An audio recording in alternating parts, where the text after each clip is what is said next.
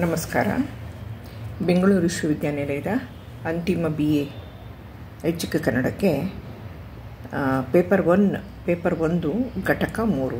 ಅಲ್ಲಿ paper 1 paper 2 ಅಂತ 2 paper ಇದೆ, 6th ಸೆಮಿಸ್ಟರ್ದು. ಅಲ್ಲಿ ಪೇಪರ್ 1 ಘಟಕ 3 ಅಲ್ಲಿ ಬರುವಂಥದ್ದು ಕೊಡಗಿನ ಗೌರಮ್ಮನವರ ಪರಿಚಯ, ಗೌರಮ್ಮ ಮತ್ತು ಗಾಂಧಿವಾದ ಮತ್ತು ಅವರ 2 ಕಥೆಗಳು, ಮುನ್ನಾದಿನ ಮನುವಿನ ರಾಣಿ ಅಂತ. ಇದಕ್ಕೆ ನಾನು ಗೌರಮ್ಮನವರ ಪರಿಚಯವನ್ನು ವಿಜಯಲಕ್ಷ್ಮಿಯವರು ತಮ್ಮ ಒಂದು ಹೊಸಗನ್ನಡದ 75 ಲೇಖಕಿಯರು ಅನ್ನೋ ಪುಸ್ತಕದಲ್ಲಿ ಮಾಡಿದ್ದಾರೆ. ಅದನ್ನು ನಾನು ಮೊದಲು ಓದ್ಬಿಡ್ತೇನೆ. ಈಗ ಕೊಡಗಿನ ಗೌರಮ್ಮನವರ ಬಗ್ಗೆ ನಿಮಗೆ 5 ನಂಬರ್ಗೆ 10 ನಂಬರ್ಗೆ ಅಥವಾ ಟಿಪ್ಪಣಿ ಕೇಳಿದ್ರೆ ಇದರಲ್ಲಿ ಸ್ವಲ್ಪ ದೀರ್ಘವಾಗೇ ಇದೆ. ಮತ್ತು ಇಲ್ಲಿ ಗಾಂಧಿವಾದನೂ ಬಂದುಬಿಡುತ್ತೆ. ಮತ್ತು ಕಥೆಯನ್ನು ಓದಿದ ನಂತರ ಗಾಂಧಿವಾದದ ಬಗ್ಗೆ ಒಂದಿಷ್ಟು ಚರ್ಚೆಯನ್ನು ಮಾಡಬಹುದು ಅಂತ. ಇವರು ಮಹತ್ವದ ಹೆಜ್ಜೆ ಮೂಡಿಸಿದ ಲೇಖಕಿ ಕೊಡಗಿನ ಗೌರಮ್ಮ ಅಂತ ಬರೀತಾ ಇದ್ದಾರೆ ಶೀರ್ಷಿಕೆಯನ್ನು. ಇವರು 5/3/1912ರಿಂದ 4/3/1939 ಇದ್ದವರು, ಅಲ್ಪಾಯುಷಿ. ಚುರುಕು ಮತ್ತು ಬೆಳಕುಗಳೇ ಜೀವ ತಳೆದು ಓಡಾಡುವಂತೆನಿಸುತ್ತಿದ್ದ ಗೌರವಸ್ತರ, ಗೌರವರ್ಣದ ಆಧುನಿಕ ಆಲೋಚನೆಯುಳ್ಳ ಆಕರ್ಷಕ ಹುಡುಗಿ ಕೊಡಗಿನ ಗೌರಮ್ಮ. 2 ಅಕ್ಕಂದಿರು, 2 ಅಣ್ಣಂದಿರ ಮುದ್ದಿನ ತಂಗಿಯಾಗಿ ಹುಟ್ಟಿದ್ದು 1912ರಲ್ಲಿ. ತಂದೆ ಎನ್ ಪುಟ್ಟರಾಮಯ್ಯನವರು ವಕೀಲರು, ಅವರ ಹಿರಿಯ ಮಗ ಪೊಲೀಸ್ ಸಬ್ ಇನ್ಸ್ಪೆಕ್ಟರ್. 2ನೆಯ ಮಗ NR ಗೋಪಾಲಕೃಷ್ಣನವರು ಪ್ರಸಿದ್ಧ ವಕೀಲರಾಗಿದ್ದು ನಿವೃತ್ತಿಗೆ ಮುನ್ನ ಡಿಸ್ಟ್ರಿಕ್ಟ್ ಜಡ್ಜ್ ಹುದ್ದೆಯಲ್ಲಿ ಕೆಲಕಾಲ ಸೇವೆ ಸಲ್ಲಿಸಿದವರು. ಇದರಿಂದ ಗೌರಮ್ಮನವರು ಬೆಳೆದದ್ದು ವಿದ್ಯಾವಂತ ಅಪ್ಪ ಮತ್ತು ಅಣ್ಣಂದಿರ ನಡುವೆ. ಗೌರಮ್ಮನವರಿಗೂ ಮತ್ತು ತನ್ನ ಈ ಅಜ್ಜನ ಮನೆಯಲ್ಲೇ ಉಳಿದಿದ್ದ ಇವರ ಹಿರಿಯಕ್ಕರ ಮಗ SS ರಾಮಮೂರ್ತಿಯವರಿಗೂ ಮನೆಯಲ್ಲಿ ಲಕ್ಷ್ಮೀನಾರಾಯಣ ಶಾಸ್ತ್ರಿ ಎಂಬುವವರಿಂದ ಪ್ರಾಥಮಿಕ ಪಾಠ. ಕೊಡಗಿನ ಕಮಿಷನರ್ ಕಚೇರಿಯಲ್ಲಿ ಗುಮಾಸ್ತರಾಗಿದ್ದ ಶಾಸ್ತ್ರಿಗಳು ಬಹಳ ಕಟ್ಟುನಿಟ್ಟಿನ ಮನುಷ್ಯ. ಕ್ರಮಬದ್ಧ ಪಾಠ. ಅವರ ಕೈಯಲ್ಲಿ ಸದಾ ಕೆಂಪು ಬೆತ್ತ. ಪಾಠವನ್ನು ಉತ್ತಮವಾಗಿ ಕಲಿಯುತ್ತಿದ್ದ ಈ ಶಿಕ್ಷಕರನ್ನೇ ಪರೀಕ್ಷಿಸುವಂತೆ ಪ್ರಶ್ನೆ ಹಾಕುತ್ತಿದ್ದ ಚುರುಕು ಬುದ್ಧಿಯ ಗೌರಮ್ಮನನ್ನು ಕಂಡರೆ ಶಾಸ್ತ್ರಿಗಳಿಗೆ ಬಹು ಪ್ರೇಮ. ಆದ್ದರಿಂದ ಅವರ ಮೇಲೆ ಮಾತ್ರವಲ್ಲ, ರಾಮಮೂರ್ತಿಯ ಮೇಲೂ ಈ ಬೆತ್ತದ ಪ್ರಯೋಗ ಆಗಲೇ ಇಲ್ಲ. ಗೌರಮ್ಮನವರು 7-8 ವರ್ಷದವರಿದ್ದಾಗ ಎನ್ ಪುಟ್ಟರಾಮಯ್ಯನವರು ತಮ್ಮ ಒಬ್ಬ ಮಗ, ಕೊನೆಯ ಈ ಮಗಳು, ಪತ್ನಿ ಮತ್ತು ಇತರರ ಜೊತೆಗೆ ಕಾಶಿಗೆ ಹೋಗಿದ್ದರು. ಕಾಶಿಯಲ್ಲಿ ಗೌರಮ್ಮನವರ ತಾಯಿ ತೀರಿಕೊಂಡರು. ಹೋಗುವಾಗ ಇದ್ದ ತಾಯಿ ಬರುವಾಗ ಜೊತೆಗಿರಲಿಲ್ಲ. ಆನಂತರ ಅವಳಿಗೆ ತಾಯಿಯ ಪ್ರೀತಿಯನ್ನು ಕೊಟ್ಟವರು ತಂದೆ ರಾಮಯ್ಯನವರೇ. ಎಲ್ಲ ಆಸೆಗಳನ್ನು ಅಡ್ಡತಲೆ ಆಡಿಸದೆ ಪೂರೈಸುತ್ತಿದ್ದ ಗೌರಮ್ಮನವರ ತಂದೆ ಪ್ಲೀಡರ್ ರಾಮಯ್ಯನವರಿಗೆ ತಮ್ಮ ಈ ಕೊನೆಯ ಮಗಳೆಂದರೆ ಅಚ್ಚುಮೆಚ್ಚು. ಅವಳು ಹೇಳಿದ್ದೆಲ್ಲ ವೇದ, ಮಾಡಿದ್ದೆಲ್ಲ ಸಂಪ್ರದಾಯ ಎಂಬಂತೆ ಅವಳ ಪರ ವಾದಿಸುವಷ್ಟು ಮಮತೆ. ತನಗೆ ಕಾನ್ವೆಂಟ್ ವಿದ್ಯಾಭ್ಯಾಸವೇ ಬೇಕು ಎಂದು ಈ ಮಗಳು ಹಿಡಿದ ಹಠವನ್ನು ನೆರವೇರಿಸಲು ಮೈಲು ದೂರದ ಕಾನ್ವೆಂಟ್ಗೆ ಕಳುಹಿಸುವ ವ್ಯವಸ್ಥೆ ಮಾಡಿದರು ಈ ರಾಮಯ್ಯನವರು.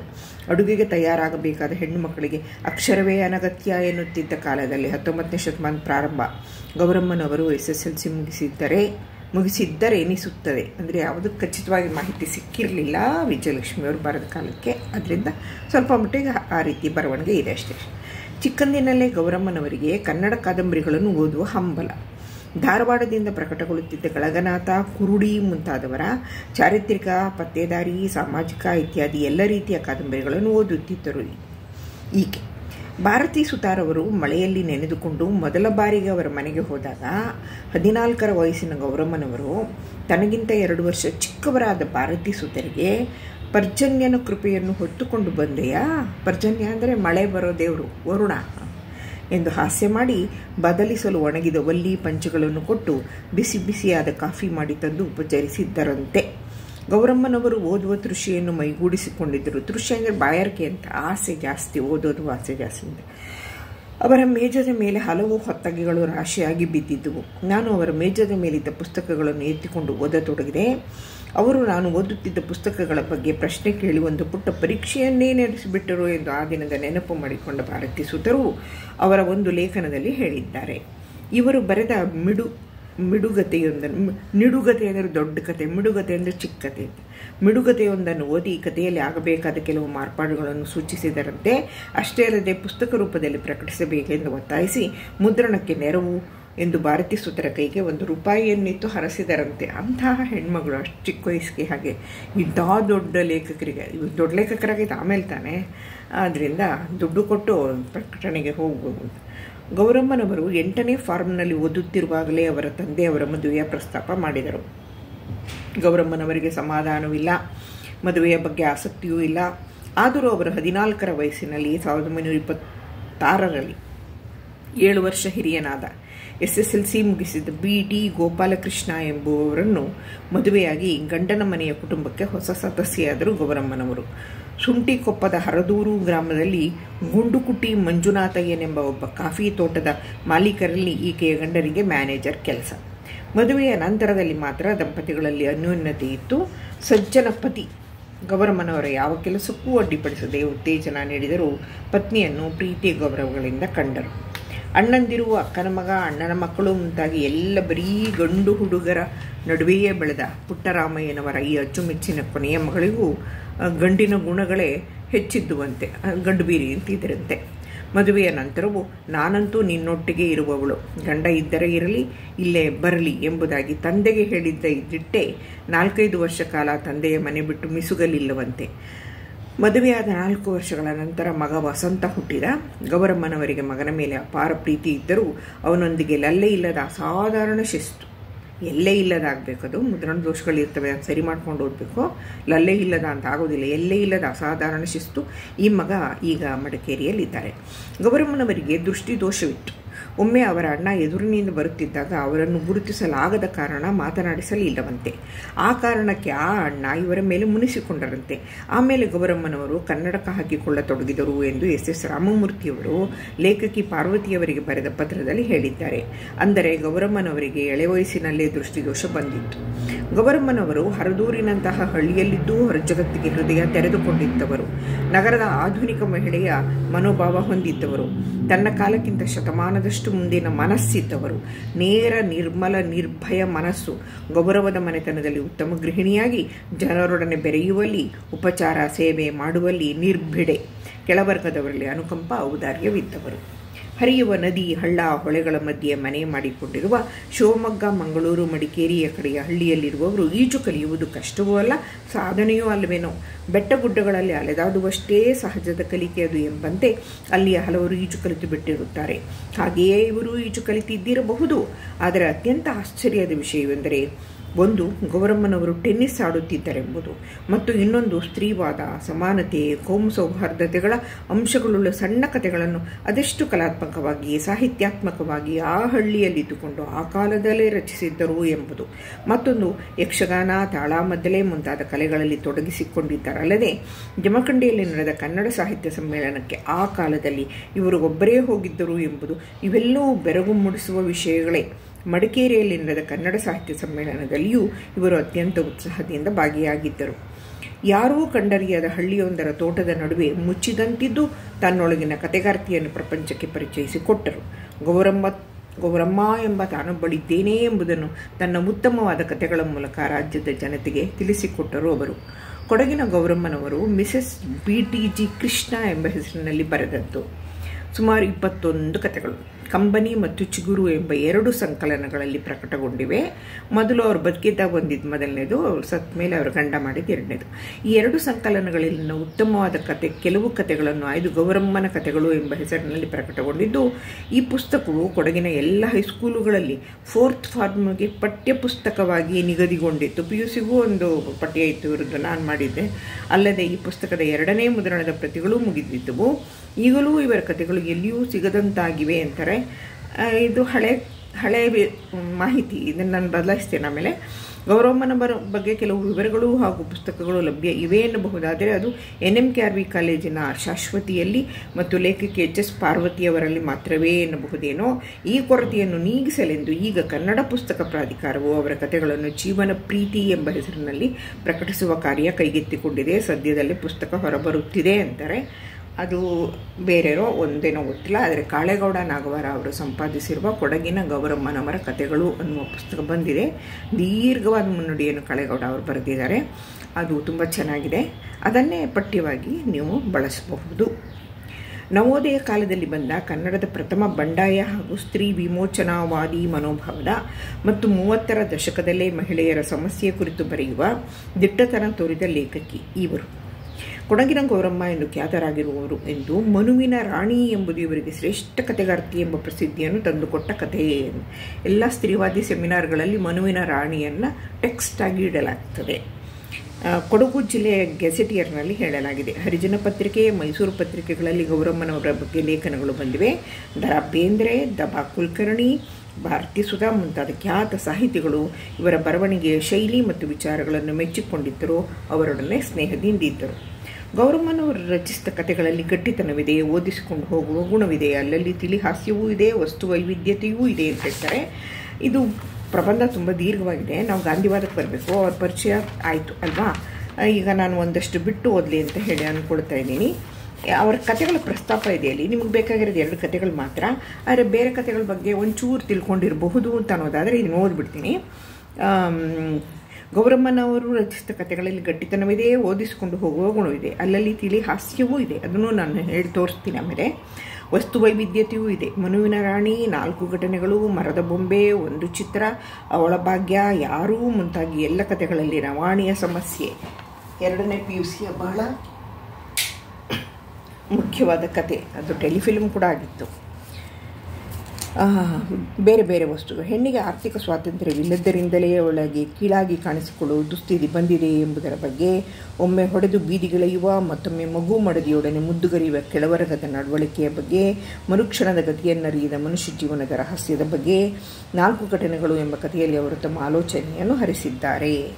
ಹೀಗೆ ಅವರ ಕಥೆಗಳ ಬಗ್ಗೆ ಒಂದಿಷ್ಟು ಹೇಳಲಾಗಿದೆ. ವಾಸ್ತವವಾಗಿ ನಿಮ್ಮ BA ಲೆವೆಲಲ್ಲಿ ಎಲ್ಲ ಕಥೆಗಳ ಬಗ್ಗೆ ನೀವು ತಿಳ್ಕೊಂಡು ಏನು ನೆನಪಿಟ್ಕೊಳ್ಳೋಕ್ಕೂ ಆಗಲ್ಲ. ಕಥೆಗಳನ್ನೇ ಓದಬೇಕು. ಕಾಳೇಗೌಡ ನಾಗವರ ಅವರ ಪುಸ್ತಕವನ್ನು ಕೊಂಡ್ಕೊಂಡ್ರೆ ಅದರಲ್ಲಿ ದೀರ್ಘವಾದ ಮುನ್ನುಡಿಯನ್ನು ಓದಬಹುದು, ಗಾಂಧಿವಾದದ ಬಗ್ಗೆಯೂ ಓದಬಹುದು, ಮತ್ತು ಎಲ್ಲ ಕಥೆಗಳನ್ನು ಓದಬಹುದು. ನಿಮಗೆ ಪಠ್ಯವಾಗಿರುವ 2 ಕಥೆಗಳನ್ನು ಮಾತ್ರ ನಾನೀಗ ಓದ್ತೀನಿ. ಹಾಗಾಗಿ ಏನು ಮಾಡಬಹುದು ಅಂತಂದರೆ, ಅವ್ರ ಬಗ್ಗೆ ಹೇಳ್ತಾರೆ ಎಲ್ಲ ಕಥೆಗಳು ಬೇಡ, ನಮಗೆ ಬೇಕಾಗಿರುವ 2 ಕಥೆಗಳ ಬಗ್ಗೆ ಇಲ್ಲಿ ಇಲ್ಲವಾಗಿ ಅದನ್ನು ನಾನು ಓದಿ ಅದನ್ನು ನಾನು ಹೇಳ್ತೇನೆ. ಹಾಸ್ಯ ಇದೆ, ಅದನ್ನು ನಾನು ಹೇಳಬಹುದು. ಆಮೇಲೆ ಇದೆಲ್ಲ ಬೇಡ. ಹಾಗಾಗಿ ನಾನು ಕೊನೆಗೆ ಹೋಗ್ತೇನೆ.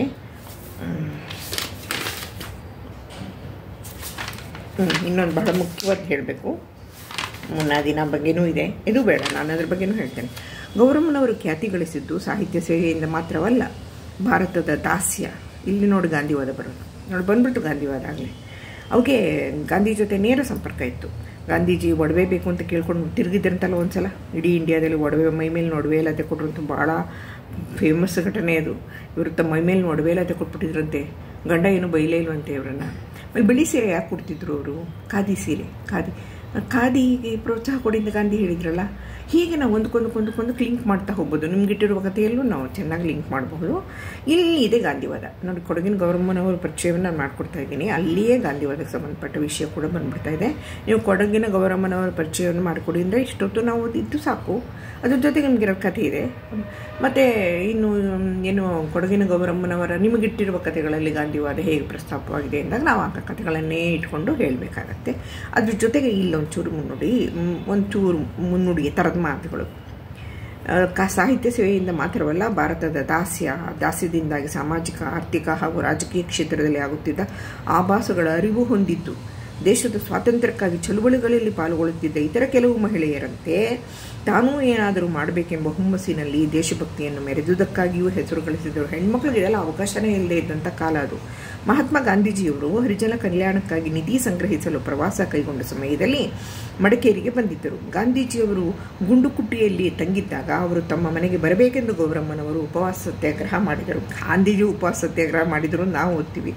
ಇವ್ರು ಮಾಡಿದ್ರು, ನೀನು ಬರದೇ ನಾವು ಊಟ ಮಾಡಲ್ಲ ಅಂತ ಕೂತ್ಬಿಟ್ಟಿದ್ರು. ಹರಿಜನ ನಿಧಿಗೆ ಚಿನ್ನದ ಒಡವೆಗಳನ್ನು ಕೊಡುವುದಾಗಿ ತಿಳಿಸಿದರು. ಗಾಂಧೀಜಿಯವರು ಅವರ ಆಗ್ರಹಕ್ಕೆ, ಪ್ರೀತಿಯ ಆಹ್ವಾನಕ್ಕೆ ಮಣಿದು ಅವರ ಮನೆಗೂ ಹೋದರು. ಗೌರಮ್ಮನವರು ತಾವು ಗಾಂಧೀಜಿಯವರಿಗೆ ನೀಡಿದ ಭಾಷೆಯಂತೆ ತನ್ನ ಚಿನ್ನದ ಬಳೆ, ಓಲೆ ಇತ್ಯಾದಿ ಒಡವೆಗಳನ್ನು ಅವರಿಗೆ ದಾನ ಮಾಡಿದರು. ಅವರು ಈ ಒಡವೆಗಳನ್ನು ಸ್ವಬುದ್ಧಿಯಿಂದ ಕೊಡುತ್ತಿದ್ದಾರೆ ಹಾಗೂ ಅದಕ್ಕೆ ಗಂಡನ ಸಮ್ಮತಿಯೂ ಇದೆ ಎಂಬ ಅಂಶವನ್ನು ಗಾಂಧೀಜಿಯವರು ಅವರ ಗಂಡ ಗೋಪಾಲಕೃಷ್ಣರಿಂದ ಖಚಿತಪಡಿಸಿಕೊಂಡ ನಂತರ ಆ ಒಡವೆಗಳನ್ನು ಪಡೆದರು. ಇದಿಷ್ಟು ಗಾಂಧಿವಾದದ ಬಗ್ಗೆ ನೀವು ಬರೀಬಹುದಾದಂಥದ್ದು. ಗಂಡಂಗೆ ಗೊತ್ತಿಲ್ಲದೆ ಊಟ ಕೊಟ್ಬಿಟ್ಟು ಆಮೇಲೆ ಗಂಡ ಇವಳನ್ನು ಹೊಡೆದ್ರೆ ಪುರಂದರದಾಸರ ಕಥೆಗಳೈತೆ ತಾನೆ ಬರೋದು, ಮುಗುತಿ ಪ್ರಸಂಗ. ಆದ್ದರಿಂದ ಅಂತ ಮುಂದೆ ಬೇರೆ ಒಡವೆಗಳನ್ನು ಮಾಡಿಸಿಕೊಡುವಂತೆ ಗೌರಮ್ಮನವರು ತಮ್ಮ ಗಂಡನಿಗೆ ಎಂದೂ ಕೇಳಲಿಲ್ಲ. ಒಡವೆಯ ಬಗ್ಗೆ ಮಾತ್ರವಲ್ಲ, ಬಣ್ಣದ ಬಟ್ಟೆಗಳ ಬಗ್ಗೆಯೂ ಆಸೆ ಪಡದೆ ಖಾದಿ ವಸ್ತ್ರವನ್ನೇ ಅವರು ತೊಡುತ್ತಿದ್ದರು. ಇದನ್ನೇ ಹೇಳಿದ್ದು ಬಿಳಿ ಸೀರೆ ಅಂತ. ಗೌರಮ್ಮನವರನ್ನು ನೋಡಿದವರೆಲ್ಲರೂ ಅವರನ್ನು ಕಣ್ಣ ಮುಂದಿಟ್ಟುಕೊಳ್ಳುವುದು ಈ ಗೌರವಸ್ತ್ರದಲ್ಲಿಯೇ. ಅವರು ತೀರಿಕೊಂಡಾಗ ದರಾ ಬೇಂದ್ರೆಯವರು ಬರೆದಿರುವ ಗೌರವಸ್ತ್ರ ಗೌರಸ್ಮಿತ ಗೌರವದೀ ಗೌರಿ ಮಿಂಚಿದಳೆದೆ ಬಾನಂಚಿಗೆ ಕಾವೇರಿಯ ಕುವರಿ ನೆನೆದರೇ ನಾ ನಡುಗುವೆ ಅದು ಆದುದೆಂತೋ ನೀರಿನಲ್ಲಿ ಬಿಚ್ಚೋತೋದ್ರಲ್ಲ ಅದರ ಬಗ್ಗೆ. ಎಲ್ಲಿಂದಿ ಎಳೆಜೀವಕ್ಕೆ ಸಾವೆಂಬುದು ಬಂತೋ ಪತಿಯೊಲವಿನ ಸುತನೊಲವಿನ ಕೆಳೆಯೊಲವಿನ ತಂತು ಜಗ್ಗದೆ ನಿನ್ನನ್ನು ಮೇಲಕ್ಕೆ ನೀ ಮುಳುಗಿದೆ ಎಂತೂ ಎಂಬ ಪದ್ಯದಲ್ಲಿಯೂ ನಮ್ಮ ಕಣ್ಣ ಮುಂದೆ ನಿಲ್ಲುವುದು ಅವರ ಅದೇ ಚಿತ್ರ. ಇದ್ರ ಬಗ್ಗೆ ಇನ್ನೊಂಚೂರು ಮಾಹಿತಿ ಇದೆ, ಅದನ್ನು ನಾನು ಆಮೇಲೆ ಓದ್ತೀನಿ. ಗೌರಮ್ಮನವರ ಸಾಹಿತ್ಯದ ಜೀವನ 6-8 ವರ್ಷಗಳ ಅವಧಿಯದು. ಈ ಅಲ್ಪ ಕಾಲದಲ್ಲಿ ಅವರು ತಮ್ಮ ಕಥೆಗಾರಿಕೆಯ ಸಿದ್ಧಿಯನ್ನು ಕಂಡುಕೊಂಡರು. ಗೌರಮ್ಮ ಹೊರಟು ಹೋದರು. ಆದರೆ ಕನ್ನಡ ಕಥಾ ಸಾಹಿತ್ಯದ ಚರಿತ್ರೆಯಲ್ಲಿ ಅವರ ಹೆಸರು ಚಿರಕಾಲ ಉಳಿಯುವುದು. ಕನ್ನಡ ಕಥೆಗಾರ್ತಿಯರಲ್ಲಿ ಮೊದಲಿಗರೆಂಬ ಅಭಿಮಾನದ ಅಭಿಧಾನ ಗೌರಮ್ಮನವರಿಗೆ ಮೀಸಲು ಎಂಬ ಭಾರತೀಯ ಸುತರ ಅಭಿಪ್ರಾಯ. ಹಾಗೂ ಗೌರಮ್ಮನವರು ಬದುಕಿದ್ದರೆ ಅವರ ಲೇಖನಿಯಿಂದ ಇನ್ನದೆಷ್ಟು ಕೃತಿಗಳು ಹೊರಮೂಡುತ್ತಿದ್ದುವೋ ಬಲ್ಲವರಾರು. ಅವರ ಈ ಸಾಹಿತ್ಯ ಸೇವೆಯು ಮುಂದುವರೆದಿದ್ದರೆ ಮುಂದೆ ಅವರು ಸಾಹಿತ್ಯ ಸಮ್ಮೇಳನದ ಪೀಠದಲ್ಲಿ ಕೂಡಬಹುದಾದ ಸಮಯವೂ ಬಂದೇ ಬರುತ್ತಿತ್ತು ಎಂದು ಧೈರ್ಯವಾಗಿ ಹೇಳಬಲ್ಲೆವು ಎಂದು ಗೌರಮ್ಮನವರ ಕಥೆಗಳನ್ನು ಅನ್ನುವ ಪುಸ್ತಕವನ್ನು ಸಂಪಾದಿಸಿ ಪ್ರಕಟಿಸಿದ CM ರಾಮರಾವ್ ಅವರು ಹೇಳಿರುವ ಮಾತುಗಳು ನಿಜವೆನಿಸುತ್ತದೆ. ಕಥೆಗಳಲ್ಲಿ ಕಟುತ್ವವಿದ್ದರೂ ರೊಚ್ಚಿಲ್ಲ, ಉದ್ದೇಶ ಲೇಖನದ ಸೂಚನೆ ಇದ್ದರೂ ವಾಸ್ತವ ಆರ್ಭಟೆಯಿಲ್ಲ. ಕಲೆಯ ನೈಜ್ಯವನ್ನು ಮರೆಮಾಚಿಲ್ಲ. ಎಲ್ಲೆಲ್ಲಿಯೂ ಹೆಣ್ಣಿನ ಹೃದಯದ ಸಾಕ್ಷಿಯನ್ನು ಸಾರುವ ಈ ಕಥಾ ಗುಚ್ಚವು ಶ್ರೀನಿವಾಸ ಆನಂದರ ಕಥೆಗಳನ್ನು, ಶ್ರೀನಿವಾಸ ಅಂದರೆ ಮಾಸ್ತಿ ಆನಂದ, ನಾನು ಕೊಂದ ಹುಡುಗಿ ಬರೆದಿರಲ್ಲ ಅವರು, ಇದೆಲ್ಲ BA ಹುಡುಗರು ಗೊತ್ತಿರುತ್ತೋ ಪಾಠ ಮಾಡೋ ಮೇಸ್ಟ್ರುಗಳು ಹೇಳಬೇಕು. ಇವೆಲ್ಲ ಕನ್ನಡದ ಪ್ರಾತಿನಿಧಿಕ ಕಥೆಗಳು. ಅದು ಮಾಸ್ತಿಯವ್ರ ಕತೆ ಮೊಸರಿನ ಮಂಗಮ್ಮ ಆಗ್ಬೋದು, ಆನಂದರ ಕತೆ ನಾನು ಕೊಂದ ಹುಡುಗಿ ಆಗ್ಬೋದು. ಹೀಗೆ ದರಾ ಬೇಂದ್ರೆಯವರು ಕಂಬನಿ ಎನ್ನುವ ಅವರ ಸಂಕಲನಕ್ಕೆ ಬರೆದ ಮುನ್ನುಡಿಯಲ್ಲಿ ಹೇಳ್ತಾರೆ, ಅದ್ಭುತ ಸೇವೆ, ಸಾಹಿತ್ಯ ಸೇವೆ ಸಲ್ಲಿಸಬಹುದಾದ ಸಾಮರ್ಥ್ಯವಿದ್ದ ಹುಡುಗಿ ಹುಡುಗ ವಯಸ್ಸಿನಲ್ಲೇ ಹೊಳೆಯ ಸುಳಿಯಲ್ಲಿ ಹೋಗಿಯೇ ಬಿಟ್ಟಳು. ಈಜುವಾಗ ಸುಳಿಯಲ್ಲಿ ಸಿಕ್ಕು 1939ರಲ್ಲಿ ತಮ್ಮ 27ನೇ ವಯಸ್ಸಿನಲ್ಲಿ ಗೌರಮ್ಮನವರು ಮರಣ ಹೊಂದಿದರು. ಸಾಹಿತ್ಯದ ಮೊದಲ ಮೆಟ್ಟಿಲ ಮೇಲೆ ಒಂದೇ ಹೆಜ್ಜೆ ಇಟ್ಟು ಇನ್ನೊಂದನ್ನು ಸೇರಿಸುವುದರೊಳಗೆ, ಅಂದರೆ 2ನೇ ಸಂಕಲನ ತಂದಿರಲಿಲ್ಲ ಅಂತ, ಸಾವು ಅವರನ್ನು ಸೆಳೆದೊಯ್ದಿತ್ತು. ಆದರೆ ಒಂದೇ ಹೆಜ್ಜೆ ಊರಿದ್ದು ಮಾತ್ರ ಮಾಸದ ಮರೆಯದ ಮಹತ್ತರದ ಗುರುತು. ಇದಿಷ್ಟು ಗೌರಮ್ಮನವರ ಪರಿಚಯ. ಇಲ್ಲಿ ಗಾಂಧಿವಾದದ ಬಗ್ಗೆ ಕೂಡ ಬಂದಿದೆ ಅಂತ ನಾನು ಅಂದ್ಕೊಳ್ತೀನಿ, ಸ್ವಲ್ಪ ಬಂದಿದೆ. ಮತ್ತು ನಿಮಗಿಟ್ಟಿರುವ 2 ಪಠ್ಯದ ಮೂಲಕ ಇನ್ನೊಂದಿಷ್ಟು ಅದನ್ನು ನಾವು ಪ್ರತಿಪಾದಿಸಬಹುದು. ಕೊಡಗಿನ ಗೌರಮ್ಮನವರ ಚಿತ್ರ ಇದು. ಅಲ್ಲೇ ಇತ್ತು, ನನಗೆ ತೋರಿಸೋದು ಮತ್ತೆ. ಇದು ಮುನ್ನಾದಿನ ಕಥೆಯನ್ನು ನಾನು ಮೊದಲು ಓದ್ಬಿಡ್ತೇನೆ. ಮಹಾತ್ಮ ಗಾಂಧೀಜಿಯವರು ಹಿಂದೂ ಮುಸ್ಲಿಂ ಐಕ್ಯತೆಯನ್ನು ಬೋಧಿಸಿದರೆ ಅದನ್ನು ಕಾರ್ಯತಃ ಆಚರಣೆಗೆ ತಂದವನು ಕಾಡ ಮೇಸ್ತ್ರಿ. ಅವರ ಹೆಸರು ಕಾಡ ಅಂತ, ಒಂದು ಮೇಸ್ತ್ರಿ ಕೆಲಸ. ಅವನದು ವಿಚಿತ್ರ ಕತೆ. ಹುಟ್ಟಿನಿಂದ ಅವನು ಗಾಣಿಗ. ತನ್ನ 9 ವಯಸ್ಸಿನಲ್ಲಿ ತಂದೆಯನ್ನು ಕಳೆದುಕೊಂಡ. ತಾಯಿ ಪುನಃ ಮದುವೆಯಾದಳು. 10ನೆಯ ವರ್ಷದ ತನಕವೂ ಹುಡುಗ ಹೇಗೋ ಆ ಮನೆಯಲ್ಲಿ ಬೆಳೆದ. ಚಿಕ್ಕಪ್ಪನ ಮನೆಯಲ್ಲಿ ಹುಡುಗನಿಗೆ ಸರಿಯಾಗಲಿಲ್ಲ. ಒಂದು ದಿನ ಹೇಳದೆ ಓಡಿ ಹೋದ. 2ನೇ ಮದುವೆಯಿಂದ ಮಕ್ಕಳನ್ನು ಪಡೆದಿದ್ದ ತಾಯಿಯು ಅವನನ್ನು ಹುಡುಕುವ ಪ್ರಯತ್ನಕ್ಕೆ ಕೈ ಹಚ್ಚಲಿಲ್ಲ. ಚಿಕ್ಕ ತಂದೆಗೇನೋ ಮತ್ತೆ ಮನೆಯಿಂದ ಮಾರಿ ತೊಲಗಿದ್ದುದೇ ಸಾಕೆಂದು ಸುಮ್ಮನಿದ್ದು ಬಿಟ್ಟೆ. ಚಿಕ್ಕ ಹುಡುಗ, ಇನ್ನೂ 10 ವರ್ಷ ಪ್ರಾಯ, ವಿಶಾಲ ವಿಶ್ವದಲ್ಲಿ ಒಬ್ಬಂಟಿಗನಾಗಿ ಏನು ಮಾಡಬಲ್ಲ ಎಂದು ಆಶ್ಚರ್ಯಪಡುವ ಕಾರಣವಿಲ್ಲ. ಕಷ್ಟದ ಮಡಿಲಲ್ಲಿ ಬೆಳೆದು ಕೆಲಸದ ಮೊಲೆ ಹಾಲುಂಡ ಕಾಡನಿಗೆ ಯಾವ ಬೆದರಿಕೆಯೂ ಇರಲಿಲ್ಲ. ಎಲ್ಲಾದರೂ ಚಿಕ್ಕಪ್ಪನ ಮನೆಯಲ್ಲಿ ಮಾಡುತ್ತಿದ್ದ ಕೆಲಸದ ಅರ್ಧ ಮಾಡಿದರೆ ಧಾರಾಳವಾಗಿ ಊಟ ದೊರೆಯುತ್ತಿತ್ತು. ಅಷ್ಟು ದುಡಿಸ್ಕೊತಿದ್ದರು ಅವ್ರ ಮನೆಯಲ್ಲಿ. ಹೊಟ್ಟೆ ತುಂಬುವಷ್ಟು ಅನ್ನ ದೊರೆತರೆ ಸಾಕು, ಅದಕ್ಕಿಂತ ಹೆಚ್ಚಿನ ಆಸೆಯೇ ಅವನಿಗೆ ಇರಲಿಲ್ಲ. 1-2 ತಿಂಗಳು ಹೀಗೆ ಅಲ್ಲಲ್ಲಿ ಸುತ್ತಾಡಿ ಅವರಿವರ ಮನೆಯಲ್ಲಿ ಕೆಲಸ ಮಾಡಿ ಹೊಟ್ಟೆ ಹೊರೆದುಕೊಳ್ಳುತ್ತಿದ್ದ. ಕೊನೆಗೊಂದು ದಿನ ಒಂದು ಕಾಫಿ ತೋಟಕ್ಕೆ ಹೋದ. ಸಾಲ ಗೀಲ ಏನನ್ನೂ ಕೇಳದೆ ಹಿಡಿ ಕೂಳಿಗಾಗಿ ದುಡಿಯುವ ಆಳನ್ನು ಯಾರು ಬೇಡ ಎನ್ನುವರು. ಮೇಸ್ತ್ರಿ, ಇಲ್ಲಿಯ ಮೇಸ್ತ್ರಿ ಜಿನ್ ರಾಜು, ಹೆಸರು ಕೇಳಿದ್ರೆ ಕ್ರಿಶ್ಚಿಯನ್ ಅಂತ ಗೊತ್ತಾಗುತ್ತಲ್ಲ, ಅವನನ್ನು ತನ್ನ ಪಟ್ಟಿಗೆ ಸೇರಿಸಿಕೊಂಡು ಮರುದಿನದಿಂದ ಕಾಫಿ ತೋಟದ ಕೆಲಸಕ್ಕೆ ಶುರು ಮಾಡಿಸಿದ. ಹೀಗೆ 2 ತಿಂಗಳುಗಳು ಕಳೆದವು. ಈ ಮಧ್ಯೆ ಆ ತೋಟದ ಯಜಮಾನ ಒಂದು ಜೊತೆ ಅಲ್ಸೇಷಿಯನ್ ನಾಯಿಗಳನ್ನು ಕೊಂಡು ತಂದ. ಅವುಗಳ ಲಾಲನೆ ಪಾಲನೆಗೆ ಒಬ್ಬ ಚುರುಕಾದ ಹುಡುಗ ಬೇಕಾಗಿತ್ತು. ದೊರೆ. ಕಾಫಿ ತೋಟಗಳಲ್ಲಿ ಯುರೋಪಿಯನ್ ಪ್ಲಾಂಟರ್ಗಳನ್ನು ದೊರೆ ಎನ್ನುತ್ತಾರೆ. ಜಿನ್ ರಾಜು ಮೇಸ್ತಿರೊಡನೆ ಒಬ್ಬ ಯೋಗ್ಯ ಹುಡುಗನನ್ನು ಕರೆಸಲು ಹೇಳಿದನು. ಅದೇ 2 ತಿಂಗಳ ಹಿಂದೆ ಬಂದಿದ್ದ ಕಾಡನ ಚಟುವಟಿಕೆಗೆ ಮೆಚ್ಚಿದ ಮೇಸ್ತ್ರಿ ಅಲ್ಲೇ ಕೆಲಸ ಮಾಡುತ್ತಿದ್ದ ಅವನನ್ನು ದೊರೆಗೆ ತೋರಿದ. ದೊರೆಗೂ ಅವನನ್ನು ನೋಡಿ ಮೆಚ್ಚುಗೆಯಾಯಿತು. ಕಾಡ ಮರುದಿನದಿಂದ ದೊರೆಯ ಬಂಗಲೆಯಲ್ಲಿ ನಾಯಿಗಳನ್ನು ಸಾಕುವ ಬಾಯ್, ಹೀಗೆ ಬಾಯ್ ಅಂತ ಕರೀತಾರೆ ಅವನ್ನ, ಅಂತ ಕಾಯ್ದ. ಇದು ಕಾಡನ ಜೀವನದಲ್ಲಿ ಪ್ರಥಮ ಅಂಕ. ಇಲ್ಲಿಗೆ ಒಂದು ಭಾಗ ಮುಗಿತು. ಇಲ್ಲಿ ವಿಮರ್ಶೆ ನಾವು ಮಾಡಬಹುದು ಅಂತಾದರೆ ಕಾಡನ ಹೆಸರೇ ಹೇಳುತ್ತೆ. ಅದು ಏನು ಹೇಳಿ, ನಾನು ಏನಾದ್ರು ಒಂದು ಹೇಳಬೇಕಲ್ಲ, ನಾನು ಹಿಂದೂ ಅಂತ ಅಂದ್ಕೊಳ್ಳಿ, ಯಾವ ಜಾತಿಯೋ ಎಂಥದೋ ಒಂದೇನೋ ಗಾಣಿಗ ಅಂತನೋ ಏನೋ ಇದೆ. ಆಮೇಲೆ ಅವನಿಗೇನಾದ ಕ್ರಿಶ್ಚಿಯನ್ ಆಗ್ಬಿಟ್ಟ. ಯಾತಕ್ಕೆ? ಒಂದು ತನ್ನಕ್ಕೆ ಅಂತ ನಾವು ಕರಿತೀವಿ, ಒಂದು ತನ್ನಕ್ಕೆ ಅಂತ ವಿಮರ್ಶೆ ಮಾಡಬೇಕು. ಯಾಕೆಂದರೆ ಇದನ್ನೆಲ್ಲ ವಿಮರ್ಶೆ ಮಾಡೋವರೆ ಬರೀ ಕಥೆನಲ್ಲಿ ಹೇಳ್ಬೋದು. ಅವನಿಗೆ ಅನ್ನ ಸಿಕ್ತು, ಇಲ್ಲಿ ಮನೆಯಿಂದ ಓಡ್ ಬಂದಿದ್ದ, ಅನ್ನ ಸಿಕ್ತು, ಕೆಲಸ ಸಿಕ್ತು, ನಾಯಿ ಸಾಕು ಕೆಲಸ ಸಿಕ್ತು. ಈಗ ಇವನು ಕ್ರಿಶ್ಚಿಯನ್. ಇವಾಗ ಅವನಿಗೆ ಏನು ಹೆಸರು ಕೊಟ್ಟರು? ಬಾಯಿ ಅಂತ ಹೆಸರು ಕೊಟ್ಟರು. ಇದು ಮೊದಲನೇ ಅಂಕ. ದೊರೆಗೆ ನಾಯಿಗಳೆಂದರೆ ಬಲು ಪ್ರೀತಿ. 3 ಹೊತ್ತು ಅವುಗಳನ್ನು ನೋಡಬೇಕು. ಅವುಗಳ ದೆಸೆಯಿಂದ ಅವುಗಳ ಪಾಲಕ ಕಾಡನ ಮೇಲೂ ದೊರೆಯ ದೃಷ್ಟಿ ಆಗಾಗ ಬೀಳುತ್ತಿತ್ತು.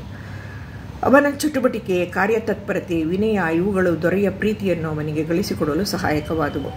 ಆ ಪ್ರೀತಿಯ ಪರಿಣಾಮವಾಗಿ ಕಾಡ ನಾಯಿಗಳ ಕೆಲಸದಿಂದ ವಿಮುಕ್ತನಾಗಿ, ನಾಯಿ ನೋಡ್ಕೊಳ್ಳೋ ಸಾಕಣೆ ಅಂದರು, ದೊರೆಯ ಸ್ವಂತ ಬಾಯ್ ಆಗಿ ನೇಮಿಸಲ್ಪಟ್ಟ. ಈಗ ಪ್ರಮೋಷನ್ ಸಿಕ್ಬಿಡ್ತು ಅವನಿಗೆ. ದೊರೆಯ ಪ್ರೀತಿ ಇಷ್ಟಕ್ಕೆ ಅಂತ್ಯವಾಗದೆ ಅವನನ್ನು ಕ್ರೈಸ್ತ ಧರ್ಮಕ್ಕೂ ಮತಾಂತರ ಹೊಂದುವಂತೆ ಮಾಡಿತು. ಎಷ್ಟಾದರೂ 11 ವರ್ಷದ ಮೊದಲ ಅಂಕ ದೊರೆಯ ಪ್ರೀತಿ ಗಳಿಸಿದ್ದು. ಈಗ ಏನಾದ ಮತಾಂತರ.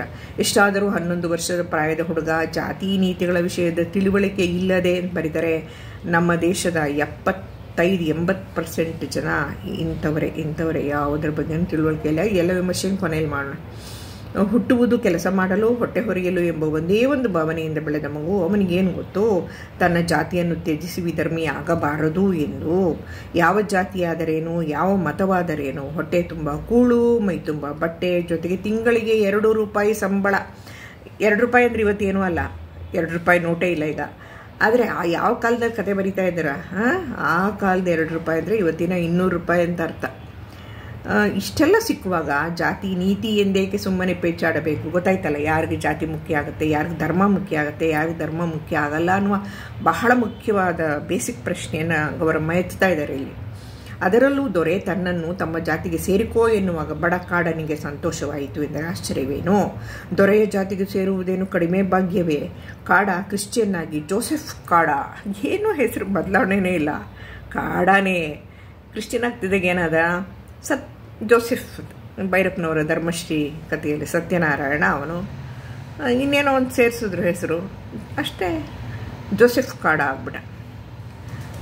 ದೊರೆಯ ಸ್ವಂತ ನೌಕರನಾದುದರಿಂದ ಕಾಡನಿಗೆ ಬಂದ ಭಾಗ್ಯ ಅಷ್ಟೇ ಅಲ್ಲ, ಕನ್ನಡ ಬಾರದಿದ್ದ ದೊರೆಯೊಡನೆ ಮಾತಾಡಿ ಹರುಕು ಮುರುಕಾಗಿ ಇಂಗ್ಲೀಷ್ ಮಾತಾಡಲು ಅಭ್ಯಾಸವಾಯಿತು ಅಂತ ತಮಾಷೆ ಮಾಡ್ತಾರೆ. ಮಾತಾಡಿದ್ರೆ ಯಾವ ಭಾಷೆನಾದ್ರು ಬರುತ್ತೆ ಅಂತ, ಅದಕ್ಕೆ ಸ್ಕೂಲಲ್ಲಿ ಹೋಗಿ ಕಲಿಬೇಕಾದಿಲ್ಲ ಅಂತ. ಈಗ ಕಾಡ 1 ವರ್ಷದ ಹಿಂದಿನ ಕೂಳಿಲ್ಲದ ಕಂಗೆಟ್ಟ ಕಾಡ ಅಲ್ಲ. ಚೂಟಿಯಾದ ಶುಚಿಯಾದ ಅವನನ್ನು ಅವನ ಸ್ವಂತ ತಾಯಿ ನೋಡಿದರೂ ಗುರುತಿಸುವಂತಿರಲಿಲ್ಲ. ಹೀಗೆ ಕಾಡ ತನ್ನ ಬಾಲ್ಯದ 7-8 ವರ್ಷಗಳನ್ನು ಹೆಚ್ಚಿನ ಕಷ್ಟಗಳೊಂದೂ ಇಲ್ಲದೆ ಕಳೆದ. ಇಷ್ಟರಲ್ಲಿ ಆರ್ಥಿಕ ಅಡಚಣೆಯಿಂದ ಕಂಗೆಟ್ಟಿದ್ದ ಅವನ ದೊರೆ ತೋಟವನ್ನು ಮಾರಿ ವಿಲಾಯಿತಿಗೆ ಹೊರಟು ಹೋದನು. ತನ್ನ ದೇಶಕ್ಕೆ ಅವನು ಹೊರಟು ಹೋದ ಅತ್ಲಗೆ.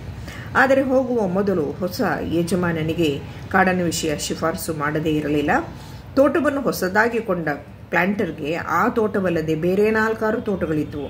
ಆದ್ದರಿಂದ ಆತ ಸ್ವಂತವಾಗಿ ಅಲ್ಲಿ ಬಂದಿರದೆ ಒಬ್ಬ ಮ್ಯಾನೇಜರನ್ನು ನೇಮಿಸಿದ. ಹಿಂದಿನ ದೊರೆಯ ಶಿಫಾರಸ್ಸಿನ ಪರವಾಗಿ ಕಾಡನಿಗೆ ಮ್ಯಾನೇಜರರ ಕುದುರೆಯ ಯೋಗಕ್ಷೇಮದ ಕೆಲಸ ಸಿಕ್ಕಿತ್ತು. ನಾಯಿ ಹೋಗಿ ಕುದುರೆ ಬಂತು ಇವನಿಗೆ.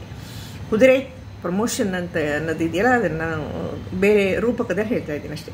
ಕುದುರೆ ಚಾಕರಿ ಅಲ್ಲದೆ ತೋಟದಿಂದ 3 ಮೈಲಿ ದೂರವಿದ್ದ ಊರಿಗೆ ದಿನಕ್ಕೆ 2 ಸಾರಿ ಹೋಗಿ ಟಪ್ಪಾಲು ತರುವ ಕೆಲಸವನ್ನು ಅವನೇ ಮಾಡುತ್ತಿದ್ದನು. ಆಗ ಪೋಸ್ಟು ಮನೆಗೆ ಬರ್ತಿರ್ಲಿಲ್ಲ, ಅದು ಜಾಗಕ್ಕೆ ಹೋಗಿ ತರಬೇಕಾಗಿತ್ತು. ವಾರದಲ್ಲಿ 1 ದಿವಸ ಬರ್ತಿದ್ದು, ಹಳ್ಳಿಗಳಿಗೆ ದಿನ ಬರ್ತಿರ್ಲಿಲ್ಲ. ಅದು 108 ಅಂಚೆಗೆ ಸಂಬಂಧಪಟ್ಟ ಹಾಗೆ ಮೆಂಕೇಂದ್ರ ಅವರ ಪಣಿಯಮ್ಮ ಕಾದಂಬರಿಯಲ್ಲಿದೆ.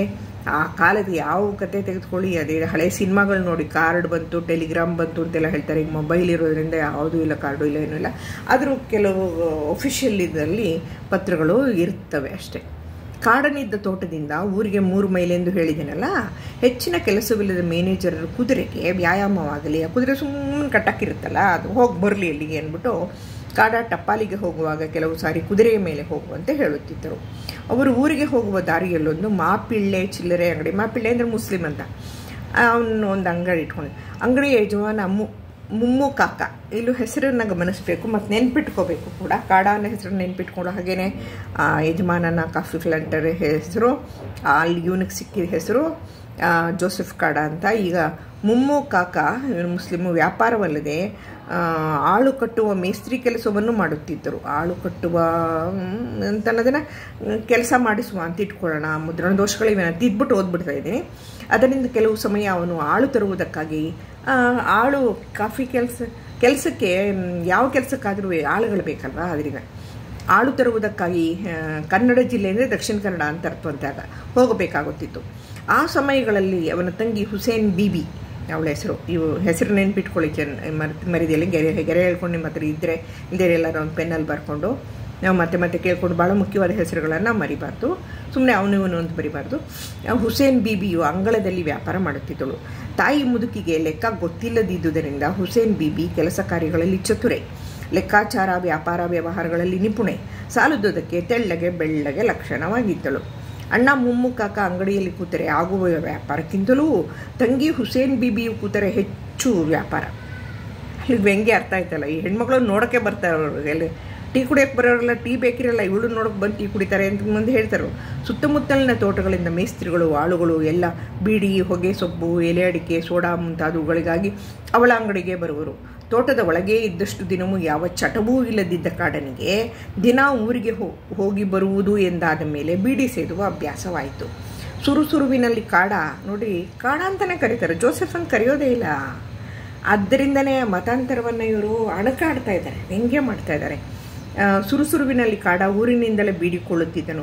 ಒಂದು ದಿನ ಅವನ ಬೀಡಿ ಸಂಪೂರ್ಣ ಖರ್ಚಾಗಿತ್ತು. ದಾರಿಯಲ್ಲಿ ಹೋಗುವಾಗಲೇ ಸೇದಬೇಕಾದುದರಿಂದ ಚಟ ಹತ್ತು ಬಿಡ್ರೆ ಹಾಗೆ ತಾನೆ. ದಾರಿ ಕರೆ ಅಂದರೆ ದಡ ಅಂತ, ದಡ ಅಂದರೆ ಪಕ್ಕ, ದಾರಿ ಪಕ್ಕ ಅಂತ. ದಾರಿ ಕರೆಯಲ್ಲಿನ ಅಂಗಡಿಗೆ ಹೋದ. ಆ ದಿನ ಹುಸೇನ್ ಬೀಬಿ ಅಂಗಡಿಯಲ್ಲಿ ಕೂತಿದ್ದಳು. ಒಂದಾಣೆ ಕೊಟ್ಟು ಒಂದು ಕಟ್ಟು ಬೀಡಿ ಕೊಂಡುಕೊಂಡ. ಆಗ ಒಂದು ಆಣೆ ಇದ್ದೀಗ ಆಣೆನೇ ಇಲ್ಲ. ಹುಸೇನ್ ಬೀಬಿ ಬೆಟ್ಟದಂಥ ಕುದುರೆಯ ಮೇಲೆ ಕೂತು ದಿನಾ ಊರಿಗೆ ಹೋಗಿ ಬರುತ್ತಿದ್ದ ಕಾಡನನ್ನು ಯಾವಾಗಲೂ ನೋಡುತ್ತಿದ್ದಳು. ಸುತ್ತಮುತ್ತಲಿನ ತೋಟದ ಟಪ್ಪಾಲಿನವರೆಲ್ಲ ನಡೆದು ಹೋಗುತ್ತಿರುವಾಗ ಕಾಡ ಮಾತ್ರ ಕುದುರೆಯ ಮೇಲೆ ಹೋಗುತ್ತಿರುವುದನ್ನು ನೋಡಿ ಅವನು ಅವರೆಲ್ಲರಿಗಿಂತ ಹೆಚ್ಚು ಎಂದು ಅವಳ ಭಾವನೆ. ಅವನೆಂದು ತನ್ನ ಅಂಗಡಿಗೆ ಬರದಿರುವುದು ಅವನ ಗೌರವವನ್ನು ಮತ್ತೂ ಹೆಚ್ಚಿಸಿತ್ತು ಅವಳ ದೃಷ್ಟಿಯಲ್ಲಿ. ದೊರೆಯ ಮನೆಯಲ್ಲಿ ಬೆಳೆದುದರ ಪರಿಣಾಮವಾಗಿ ಅವನ ಉಡುಪುಗಳು ತೋಟದ ಮೇಸ್ತ್ರಿ ಆಳುಗಳಿಗಿಂತ ಹೆಚ್ಚಿನ ಶೋಭೆಯನ್ನು ಶುಚಿಯನ್ನು ಹೊಂದಿತ್ತು. ದೊರೆಯ ಹಳೆಯ ಹ್ಯಾಟ್ ತಲೆ ಮೇಲೆ ಹಾಕೊಳ್ಳೋ ಹ್ಯಾಟು, ಹರುಕು ಇಂಗ್ಲಿಷು ಅವನನ್ನು ಸರ್ವಸಾಧಾರಣ ಕೂಲಿ ವರ್ಗದಿಂದ ಹೆಚ್ಚಿನ ಮಟ್ಟಕ್ಕೇರಿಸಲಿಕ್ಕೆ ಸಹಾಯಕವಾಗಿದ್ದುವು. ಇವುಗಳೆಲ್ಲಕ್ಕೂ ಕಳಶವಿಟ್ಟಂತೆ ಅವನ ನಗು ಮುಖ. ಹುಸೇನ್ ಬೀಗೆ ಅವನು ಅನನ್ಯ ಸಾಧಾರಣವಾಗಿ ತೋರಿದುದು ಆಶ್ಚರ್ಯವೇನೋ. ಆ ದಿನ ಅವನು ತನ್ನ ಅಂಗಡಿಗೆ ಬಂದುದನ್ನು ನೋಡಿ ಅವಳಿಗೆ ಬಹಳ ಸಂತೋಷವಾಯಿತು. ನಗುತ್ತಾ ಬೀಡಿಯ ಕಟ್ಟನ್ನು ಅವನಿಗೆ ಕೊಟ್ಟು ಇನ್ನೇನು ಬೇಕು ಎಂದು ಕೇಳಿದಳು. ಕೇವಲ ಬೀಡಿಯ ಧ್ಯಾನದಲ್ಲಿದ್ದ ಕಾಡ ಒಂದು ಬೀಡಿಯನ್ನು ಬಾಯಲ್ಲಿಟ್ಟು ಬೆಂಕಿ ಪೊಟ್ಟಣದ ಸಲುವಾಗಿ ಜೇಬಿಗೆ ಕೈ ಹಾಕಿ ನೋಡಿದ. ಇರಲಿಲ್ಲ. ಅವಳು ಕೊಟ್ಟಳು, ಬೆಂಕಿ ಪೊಟ್ಟಣನು ಕೊಟ್ಟಳು. ಅವನು ಬೀಡಿಯನ್ನು ಹೊತ್ತಿಸಿ ಬೆಂಕಿ ಪೊಟ್ಟಣವನ್ನು ಜೇಬಿಗೆ ಹಾಕಿ ಹೊರಟ. ಆಗ ಅವಳು ಬೆಂಕಿ ಪೊಟ್ಟಣದ ಕ್ರಯ ಎಂದಳು. ಬೀಡಿಯಲ್ಲೇ ತಲೀನನಾಗಿದ್ದವನಿಗೆ ಬೆಂಕಿ ಪೊಟ್ಟಣದ ಕ್ರಯ ಕೊಡಲು ಮರೆತು ಹೋಗಿತ್ತು. ಕ್ರಯ ಅಂದರೆ ದುಡ್ಡು ಅಂತ. ಅವಳು ಕೇಳುವಾಗ ಮರೆತಿದ್ದೆ, ಕೊಡುತ್ತೇನೆ ಎಂದು ಹಿಂದಿರುಗಿದ. ಅವಳು ಪರವಾಗಿಲ್ಲ ಎನ್ನುತ್ತಾ ನಗುತ್ತಾ ನಿಂತಿದ್ದಳು. ಕಾಸು ಕೊಡುತ್ತಾ ಅವಳನ್ನು ನೋಡಿದ ಕಾಡ. ಆ ದಿನದಿಂದ ಊರಿನಲ್ಲಿ ಕಾಡನ ಬೀಡಿ ವ್ಯಾಪಾರ ಅಂತ್ಯವಾಗಿ ಹೋಯಿತು. ಈಗ ಕಾಡನಿಗೆ ಬೀಡಿ ಬೇಕಾದರೆ ಹುಸೇನ್ ಬಿಯ ಅಂಗಡಿ, ಬೀಡಿ ಬೇಕಾದರೆ ಬೇಡದಿದ್ದರೂ ಬೇಕೆಂದು ನೆವನ ಅಂತಾರೆ, ನೆಪ ಮಾಡಿಕೊಂಡು ಅಲ್ಲಿಗೆ ಹೋಗುತ್ತಿದ್ದ. ಆದರೆ ಮುಮ್ಮ ಕಾಕ ಅಂಗಡಿಯಲ್ಲಿ ಕೂತಾಗ ಮಾತ್ರ ಕಾಡನಿಗೆ ಹೆಚ್ಚಿನ ಬೀಡಿ ಬೇಕಾಗುತ್ತಿರಲಿಲ್ಲ. ಹೀಗೆ 6 ತಿಂಗಳು ಕಳೆಯುವುದರೊಳಗೆ ಬೀಡಿ ಮಾತ್ರವಲ್ಲ, ಬೀಡಿ ಮಾರುವ ಹುಸೇನ್ ಬಿಯನ್ನು ಬಿಟ್ಟು ಬದುಕುವುದು ಅಸಾಧ್ಯವೆಂದು ತೋರಿತು ಕಾಡನಿಗೆ. ಹುಸೇನ್ ಬಿಯು ದಿನಾ ಬೀಡಿಯ ವ್ಯಾಪಾರಕ್ಕೆ ಬರುತ್ತಿದ್ದ ಕಾಡನಿಗೆ ಬೀಡಿಯನ್ನಲ್ಲದೆ ಹೃದಯವನ್ನು ಕೊಟ್ಟು ಬಿಟ್ಟಳು.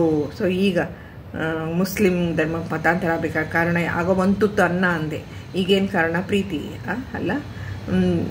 ಲವ್ ಜಿಹಾದ ಪದ ಎಲ್ಲ ಇಲ್ಲಿ ಬರೋದೇ ಇಲ್ಲ, ಅವೆಲ್ಲ ಇತ್ತೀಚಿನವು. ಅದೆಲ್ಲ ಏನೇನೇನೇನೋ ಇತ್ತೀಚಿನವು, ಇಲ್ಲಿರೋರು ಅಷ್ಟೇ ಅಂತ.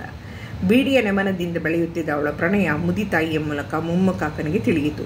ಒಬ್ಬಳೇ ತಂಗಿಯವನಿಗೆ ಬಲು ಪ್ರೀತಿಯಿಂದ ಸಾಕಿದ್ದ. ಅವಳ ಸುಖಕ್ಕೆ ಅಡ್ಡಿ ಬರುವ ಇಚ್ಛೆ ಇರಲಿಲ್ಲ. ಕಾಡನು ಯೋಗ್ಯನಾದ ವರ ಹೌದು, ಯುವಕ, ಅಹಂಕಾರಿಯಲ್ಲ. ಅನೇಕ ವರ್ಷಗಳಿಂದ ಒಂದೇ ಕಡೆಗೆ ನಿಂತು ಪ್ರಾಮಾಣಿಕನಾಗಿ ಕೆಲಸ ಮಾಡಿ ಸ್ವಲ್ಪ ಹಣ ಬೇರೆ ಮಾಡಿದ್ದಾನೆ. ತಂಗಿಗೂ ಅವನಲ್ಲಿ ಪ್ರೇಮವಿದೆ. ಆದರೆ ಜಾತಿಯೊಂದು ಬೆಟ್ಟದಂತೆ ಅಡ್ಡವಾಗಿ ನಿಂತಿತ್ತು. ಸಾಮಾನ್ಯ ಮುಸ್ಲಿಮ್ಸ್ಗೂ ಕ್ರಿಶ್ಚಿಯನ್ಗೂ ಆಗೋದೇ ಇಲ್ಲ. ಅದೆಲ್ಲ ಇತ್ತೀಚಿನ ಮಾತುಗಳು. ಇತ್ತೀಚೆಗೆ ತುಂಬ ವಿಶ್ಲೇಷಣೆ ಜಾಸ್ತಿ ಆಗಿದೆ. ಆಗ ಅದು ಒಂದು ಜಾತಿ, ಇದೊಂದು ಜಾತಿ ಅಷ್ಟೇ, ಆದರೂ ಒಂದು ಜಾತಿ ಬೇರೆ ಅಲ್ವಾ ಅಂತ ಹೇಳಿ ಒಂದು ದಿನ ತಾನೇ ಕಾಡನೊಡನೆ ಆ ವಿಷಯ ಪ್ರಸ್ತಾಪಿಸಿದ. ಕಾಡನಿಗೇನು, ಜಾತಿಗೆ ಅವನ ದೃಷ್ಟಿಯಲ್ಲಿ ಮೌಲ್ಯವಿಲ್ಲ. ಎಷ್ಟು ಸುಲಭವಾಗಿ ಕ್ರಿಶ್ಚಿಯನ್ ಆಗಿದ್ದನೋ ಅದಕ್ಕಿಂತಲೂ ಹೆಚ್ಚಿನ ಉತ್ಸಾಹದಿಂದ ಮುಸಲ್ಮಾನನಾಗಲು ಒಪ್ಪಿದ. ಗೆರೆಗಳನ್ನ ಸಂದರ್ಭ ಕೇಳಿ ಅಂತೆಲ್ಲ ಕೇಳ್ತಾರೆ ಬೇರೆ ಪರೀಕ್ಷೆಗಳಲ್ಲಾದರೆ, ನಿಮಗೆ ಅದೆಲ್ಲ ಇಲ್ಲ. ಇವನ್ನೆಲ್ಲ ನೀವು ಕೋಟ್ ಮಾಡಬೇಕು. ಕೋಟ್ ಬರೆಯುವಾಗ 10 ನಂಬರ್ ಕೇಳಿದ್ರೆ ಇಲ್ಲೇ ಬಹಳ ಮುಖ್ಯವಾದ ವಾಕ್ಯಗಳಿವೆಲ್ಲ, ಎಷ್ಟು ಚೆನ್ನಾಗಿ ಬರಿತಾ ಇದ್ದಾರೆ ಅವರು ಅಂಥೇಳಿ. ಹಿಂದೆ ಹಿಡಿ ಕೂಳಿಗಾಗಿ ಜಾತಿ ಬಿಟ್ಟಿದ್ದಾರೆ ನೋಡಿ, ಅದನ್ನು ಬರೆದುಬಿಡ್ತಾ ಇದ್ದಾರೆ. ಹಿಂದೆ ಹಿಡಿ ಕೂಳಿಗಾಗಿ ಜಾತಿ ಬಿಟ್ಟಿದ್ದರೆ ಈಗ ಪ್ರೇಮ ಕಾರಣವಾಗಿತ್ತು. ಹುಸೇನ್ ಬೀಗಾಗಿ ಜೀವ ಬಿಡಲು ಸಿದ್ಧನಿದ್ದ. ಅವನಿಗೆ ಬೆಲೆ ಇಲ್ಲದ ಜಾತಿಯನ್ನು ಬಿಟ್ಟ ಮಾತ್ರಕ್ಕೆ ಅವಳು ಲಭಿಸುವಳು ಎಂದಾದ ಮೇಲೆ ನೋಡಿದ್ರ, ಜಾತಿಗೆ ಬೆಲೆ ಇಲ್ಲ, ಅವಳಿಗೆ ಬೆಲೆ ಇದೆ. ಆಮೇಲೆ ಮುಸಲ್ಮಾನ ಧರ್ಮಕ್ಕೆ ಮತಾಂತರ ಹೊಂದಲು ಹೆಚ್ಚು ಸಮಯವಾಗಲಿಲ್ಲ. ಬಹುಶಃ ಅವನ ಹಿಂದಿನ ದೊರೆ ಇದ್ದಿದ್ದರೆ ಈ ಸಂದರ್ಭದಲ್ಲಿ ಕೊಂಚ ತೊಂದರೆಯಾಗುತ್ತಿತ್ತೇನೋ. ಆದರೆ ಈಗಿನ ಮ್ಯಾನೇಜರ್ ಹಿಂದೂ ಆದುದರಿಂದ ಕ್ರಿಶ್ಚಿಯನ್ ಕಾಡ ಮುಸಲ್ಮಾನನಾದರೆ ತಮಗೇನು ಎಂದು ಸುಮ್ಮನಿದ್ದು ಬಿಟ್ಟರು. ಎಂತೋ ಪ್ರೇಮದ ಸಲುವಾಗಿ ಕಾಡ 2ನೇ ಸಾರಿ ಜಾತಿ ಬದಲಾಯಿಸಿ ಇಸ್ಮಾಯಿಲ್ ಕಾಡ, ಅವಾಗೇನಾದ ಜೋಸೆಫ್ ಕಾಡನೇ ಜೋಸೆಫ್ ಕಾಡ, ಇಸ್ಮಾಯಿಲ್ ಕಾಡ ಕಾಕ, ಕಾಕ ಅಲ್ವಾ, ಅದರಿಂದ ಇವನು ಕಾಡ ಕಾಕ ಆಗಿ ಹುಸೇನ್ ಬಿಯನ್ನು ನಿಗಾ ಮಾಡಿಕೊಂಡ. ಇದು ಕಾಡನ ಜೀವನದಲ್ಲಿ ದ್ವಿತೀಯ ಅಂಕ ಅಂತಿದೆ. ಆಮೇಲೆ ಇಲ್ಲಿ ಆ್ಯಕ್ಚುಲಿ ನನಗೆ ಗೂಗಲಿಂದ ಸಿಕ್ಕಿರೋ ಕಥೆಯಲ್ಲಿ ಕೊಡಗಿನ ಗೌರಮ್ಮನವ್ರ ಬಗ್ಗೆ ಹೇಳ್ತಾ ಇದ್ದಾರೆ. ಅದು ನಾವು ಆಗಲೇ ಹೇಳಿದ್ದೀವಿ, ಅದರಿಂದ ಅದು ಬೇಡ. ಮತ್ತು ಅದು ಇದರ ಬಗ್ಗೆ ನಾನು ಈ ಕಥೆಯ ಬಗ್ಗೆ ಕೆಲವು ಪ್ರಶ್ನೆಗಳು ಮತ್ತು ಕೆಲವು ವಿಮರ್ಶೆಗಳನ್ನು ನಾನು ಒಂದಷ್ಟು ಹೇಳಬಹುದು. 5 ಅಂಕದ 10 ಅಂಕದ ಪ್ರಶ್ನೆಗಳಾದರೆ ಕಾಡನ ಬಗ್ಗೆ ಬರೆಯಿರಿ. ಕಾಡ ಯಾರು? ಕಾಡ ಮೊದಲಿದ್ದ ಜಾತಿ ಯಾವುದು? ಗಾಣಿಗ. ಕಾಡನಿಗೆ ತಂದೆ ಸತ್ತೋಗಿದ್ದ, ತಾಯಿ ಇಲ್ದು ಅದರ ಮನೆ ಬಿಟ್ಟಾಚೆ ಬಂದ. ಆಮೇಲೆ ಅವನು ಯಾಕೆ ಕ್ರಿಶ್ಚಿಯನ್ ಆದ, ಕಾರಣ ಇದೆಯಲ್ಲ. ಆಮೇಲೆ ಯಾಕೆ ಮುಸ್ಲಿಮ್ ಆದ, ಅದಕ್ಕೂ ಕಾರಣ ಇದೆ. ಜಾತಿಯನ್ನು ಹೇಗೆ ವಿಡಂಬಿಸುತ್ತಿದ್ದಾರೆ. ತುಂಬ ಧೈರ್ಯ ಬೇಕು ಒಬ್ಬ ಹೆಣ್ಮಗಳು ಜಾತಿ ಬಗ್ಗೆ ಬರೆಯೋಕ್ಕೆ. ಆಮೇಲೆ ಗಾಂಧೀಜಿ ಹೇಳಿದ್ದಿದ್ದು ಎಲ್ಲ ಜಾತಿಗಳು ಒಂದೇ, ಸಬುಕೋ ಸನ್ಮತಿ ದೇ ಭಗವಾನ್, ಈಶ್ವರ ಅಲ್ಲ ತೇರೆ ನಾಮ ಅಂದವ್ರು ಗಾಂಧೀಜಿ. ಅದನ್ನು ಇವರು ರೂಪಕದಲ್ಲಿ ಎಷ್ಟು ಚೆನ್ನಾಗಿ ಕಥೆಯಲ್ಲಿ ಹೇಳ್ತಾ ಇದ್ದಾರೆ. ಇದಿಷ್ಟು ಇದ್ರ ಬಗ್ಗೆ ಬರಬಹುದಾದ ಪ್ರಶ್ನೆಗಳು ಮತ್ತು ಗಾಂಧಿವಾದವನ್ನೇ ಈ ಕಥೆಗೆ ಹೇಗೆ ಅನ್ವಯಿಸಬಹುದು ಅನ್ನೋ ಬಹಳ ದೊಡ್ಡ ಪ್ರಶ್ನೆ. ಇದು ಇಲ್ಲಿಗೆ ನಮಗೆ ಮುನ್ನಾ ದಿನ, ಹಿಂದಿನ ದಿನ ಅಂತ. ಹಿಂದೆ ಒಂದು ದಿವಸ ಕಾಡಾಗಿದ್ದ, ಮಾರನೇ ದಿವಸ ಮಾರನೇ ಸನಿ ಅಂತಲ್ಲ, ಮಾರನೇ ದಿವಸ ಏನಾಗ್ಬಿಟ್ಟ ಜೋಸೆಫ್ ಕಾಡಾಗ್ಬಿಟ್ಟ. ಅದ್ರ ಮಾರನೇ ದಿವಸ ಏನಾಗ್ಬಿಟ್ಟ ಇಸ್ಮಾಯಿಲ್ ಕಾಡಾಗ್ಬಿಟ್ಟ. ಅಷ್ಟೇ, ಕಾಡನೇ ಅಷ್ಟೇ. ಅದು ಈ ಕಥೆಯ ಸೂಕ್ಷ್ಮವಾದ ವಸ್ತು. ಈಗ ಇನ್ನೊಂದು ಕತೆ ಇದೆ, ಅದನ್ನು ಓದ್ಬಿಡ್ತೀನಿ. ಕತೆ ಎರಡನ್ನೂ ಒಟ್ಟಿಗೆ ನೀವು ಪರಿಗಣಿಸಬೇಕು. ಆ ಕತೆ ಮೇಲೂ ಬರ್ಬೋದು, ಈ ಕತೆ ಮೇಲೂ ಬರ್ಬೋದು. ಎರಡೂ ಕತೆಗಳನ್ನು ಸೇರಿಸಿ ಬರ್ಬೋದು, ಪ್ರಶ್ನೆ ಅದರಿಂದ. ಮನುವಿನ ರಾಣಿ ಅಂತ. ಇಲ್ಲಿ ಮನು ಅನ್ನೋದು ಒಬ್ಬ ಗಂಡಸಿನ ಹೆಸರು ಅಂತ ಮೊದಲು ತಿಳ್ಕೊಳ್ಳಿ. ರಾಣಿ ಅನ್ನೋದು ಒಂದು ಹೆಂಗಸಿನ ಹೆಸರು ಅಂತ ತಿಳ್ಕೊಳ್ಳಿ. ಅವರಿಬ್ಬರು ಲವರ್ಸ್ ಅಂತ ತಿಳ್ಕೊಳ್ಳಿ. ಇಲ್ಲಿ ರಾಣಿ ಎನ್ನುವಳು ರಾಜಮ್ಮ ಅಂತ ಅವಳ ಹೆಸರು ಬರ್ತಾಳೆ. ಅದನ್ನು ಇವರು ಅವಳೊಬ್ಬಳು ವೇಶ್ಯ ರಾಜಮ್ಮ. ಅದನ್ನು ತಪ್ಪಿಸೋದಕ್ಕಾಗಿ ಇದೇನೇನೇ ನಾನು ಮಾತಾಡ್ತಾ ಇದ್ದೀನಲ್ಲ, ಯಾವುದನ್ನು ಹೇಳಬೇಡಿ, ಅದು ಹಾಗೆಲ್ಲ ಹೇಳಬೇಡಿ. ಮನುವಿನ ರಾಣಿ ಅಂತ ಕರೀರಿ ಅಂತ ನಮ್ಮನ್ನು ಫೋರ್ಸ್ ಮಾಡ್ತಾ ಇದ್ದಾರೆ. ಕೊಡಗಿನ ಗೌರಮ್ಮನವರು ಒತ್ತಾಯ ಮಾಡ್ತಾ ಇದ್ದಾರೆ. ಅದು ಅವರ ದೊಡ್ಡತನವೋ ಅಥವಾ ಇದರಲ್ಲಿ ಬರೋ ಡಾಕ್ಟರ್ ದೊಡ್ಡತನವೋ. ಕಥೆಯು ಯಾರ ಮೂಲಕ ನಿರೂಪಿತವಾಗಿದೆ? ಒಬ್ಬ ವೈದ್ಯನ ಮೂಲಕ ನಿರೂಪಿತವಾಗಿದೆ. ಇದಿಷ್ಟು. ನನಗೆ ಇದು ಇನ್ನೊಂದು ಕತೆ ನೆನಪಿಲ್ಲ, ಅದ್ರ ಜೊತೆ ಸೇರಿಸ್ಕೋಬೇಡಿ. ಮನುವಿನ ರಾಣಿ ಅನ್ನೋ ಕಥೆಯನ್ನು ಓದ್ತಾ ಇದ್ದೀನಿ. ನನಗೆ ಆ ಊರಿಗೆ ವರ್ಗವಾಗಿ 2 ತಿಂಗಳುಗಳಾಗಿದ್ದುದು ಅಷ್ಟೇ. ಆ ದಿನ ನನಗೆ ತುಂಬ ಕೆಲಸವಿತ್ತು. ಬೆಳಗ್ಗೆ 6 ಗಂಟೆಗೆ ಹೋದವನು ಅದೇ ಆಗ ಮನೆಗೆ ಬಂದಿದ್ದೆ. ನಾನು ಮನೆಯ ಮೆಟ್ಟಿಲುಗಳನ್ನು ಹತ್ತುವಾಗ ಆಸ್ಪತ್ರೆಯ ಗಡಿಯಾರ 11 ಹೊಡೆಯಿತು. ಮಕ್ಕಳು ಕೆಲಸದವರು ಮಲಗಿ ನಿದ್ರೆ ಮಾಡಿಬಿಟ್ಟಿದ್ದರು. ಪಾರ್ವತಿ ಮಾತ್ರ ಅಂದರೆ ಹೆಂಡತಿ ನನ್ನ ಪ್ರತೀಕ್ಷೆಯಲ್ಲೇ ಕುಳಿತಿದ್ದಳು. ಒಳಗೆ ಹೋಗಿ ಬಟ್ಟೆ ಬದಲಾಯಿಸಿ ಕೈಕಾಲು ತೊಳೆದು ಇನ್ನೇನು ಊಟಕ್ಕೆ ಕೂರಬೇಕು, ಅಷ್ಟರಲ್ಲಿ ಮುಂಬಾಗಿಲನ್ನು ತಟ್ಟುವ ಶಬ್ದ ಕೇಳಿಸಿತು. ಪಾರ್ವತಿಗೆ ರೇಗೆ ಹೋಯಿತು.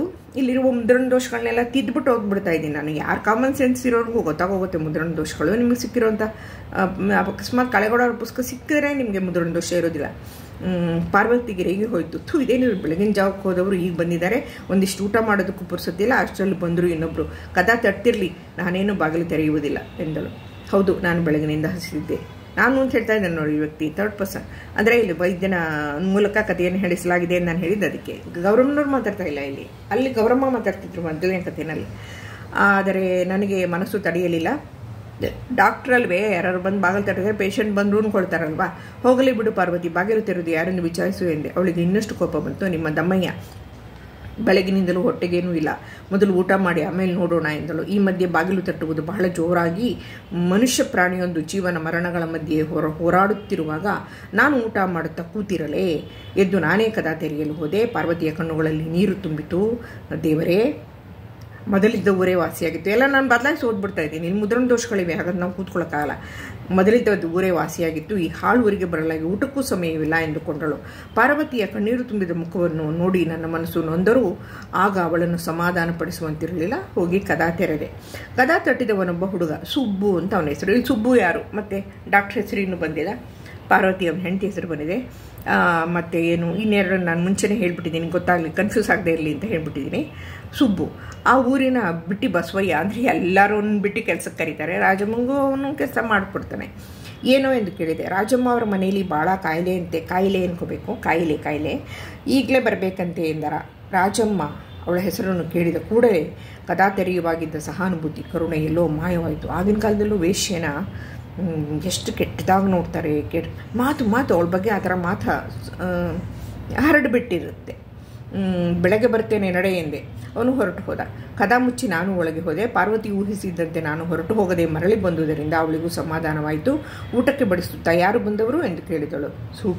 ಸುಟ್ರು ಅದು ಮಾತಾಡೋದು, ಸುಟ್ಟಾಕು ಬಿಟ್ಟಾಕು ಮಾತಾಡ್ತೀವಲ್ಲ ನಾವು, ಆ ಥರ ಸುಟ್ಟು ರಾಜಮ್ಮನ ಮನೆಗೆ ಕೂಡಲೇ ಬರಬೇಕೆಂದು ಕರೆಯುವುದಕ್ಕೆ ಎಂದೆ. ರಾಜಮ್ಮನ ಹೆಸರು ಕೇಳಿ ಪಾರ್ವತಿ, ಅವಳಿಗೇನೀಗ ಕೇಡು, ಬೆಳಗ್ಗೆ ಹೋದರೆ ಸಾಲದೇನೋ, ಇಷ್ಟಕ್ಕೂ ಸತ್ತು ಹೋದರೆ ಭೂಮಿ ಭಾರವೇ ಕಮ್ಮಿ ಆಯಿತು ಅಂತ ಹೇಳಿ. ಇಲ್ಲಿ ಏನೇನೋ ಇದೆ, ನಾನೇ ಬದಲಾಯಿಸ್ಬಿಡ್ತಾ ಇದ್ದೀನಿ ಕತೆ, ಮುದ್ರಣ ದೋಷಗಳನ್ನ ಬದಲಾಯಿಸ್ತಾ ಇದ್ದೇನೆ ಅಷ್ಟೇ. ಭೂಮಿ ಭಾರವೇ ಕಮ್ಮಿ ಆಯಿತು. ಅಕಸ್ಮಾತ್ ನೀವು ಓದೋ ಕಥೆನಲ್ಲಿ ಒಂದಕ್ಕಿಂತ ಬೇರೆ ಇದ್ದರೆ ನಿಮಗೆ ಕನ್ಫ್ಯೂಸ್ ಆಗದೆ ಇರಲಿ. ಅವತ್ತೇನೋ ಮೇಡಮು ಇರಲಿ, ಮೊಬೈಲಲ್ಲಿ ಬೇರೆ ಏನೋ ಓದೋರು ಇಲ್ಲೇನೋ ಇದೆ ಅಂತ ಅದೇ ಇರಲಿ ತನ್ನ ಕಾರಣದಿಂದ ನಾನು ಅದನ್ನು ಹೇಳ್ತಾ ಇದ್ದೀನಿ ಅಷ್ಟೇ. ರಾಜಮ್ಮ ಹೆಸರನ್ನು ಕೇಳಿದ ಮಾತ್ರದಿಂದಲೇ ತಿರಸ್ಕರಿಸಲ್ಪಡುತ್ತಿದ್ದ ರಾಜಮ್ಮ ಸೂಳೆ. ನಾನು ಅವಳನ್ನು ಕಣ್ಣಾರೆ ನೋಡಿರಲಿಲ್ಲವಾದರೂ ಅವಳ ವಿಷಯವಾಗಿ ಜನರು ಆಡಿಕೊಳ್ಳುತ್ತಿದ್ದ ಮಾತುಗಳನ್ನು ಕೇಳಿಯೇ ಅವಳು ನಿಜವಾಗಿಯೂ ರಾಕ್ಷಸಿ ಎಂದೆನಿಸಿ ಹೋಗಿತ್ತು. ನನಗೆ ಅಂಥವಳ ಮನೆಗೆ ಈಗ ಯಾರು ಹೋಗುತ್ತಾರೆ? ಬೆಳಗಿನಿಂದಲೂ ಊಟ ಸಹ ಮಾಡಿಲ್ಲ. ನಾಳೆ ಬೆಳಗ್ಗೆ ಹೋದರಾಯಿತು ಎಂದು ಸಮಾಧಾನ ಮಾಡಿಕೊಂಡು ಮಲಗಿದೆ. ಅಷ್ಟರಲ್ಲಿ ಪುನಃ ಬಾಗಿಲನ್ನು ಬಡಬಡನೆಂದು ಬಡಿಯುವ ಶಬ್ದ ಕೇಳಿಸಿತು. ಹೋಗಿ ಬಾಗಿಲು ತೆರೆದೆ. ಸುಬ್ಬು ಈಗಲೇ ಬರಬೇಕಂತೆ, ಬಹಳ ಜೋರಂತೆ ಕಾಯಿಲೆ, ಕಾಲಿಗೆ ಬಿದ್ದು ಕರ್ಕೊಂಡು ಬಾ ಅಂದರು ಎಂದ. ಯಾರಿಗೋ ಕಾಯಿಲೆ ಎಂದು ಕೇಳಿದೆ. ಅವನಿಗೆ ಗೊತ್ತಿರಲಿಲ್ಲ.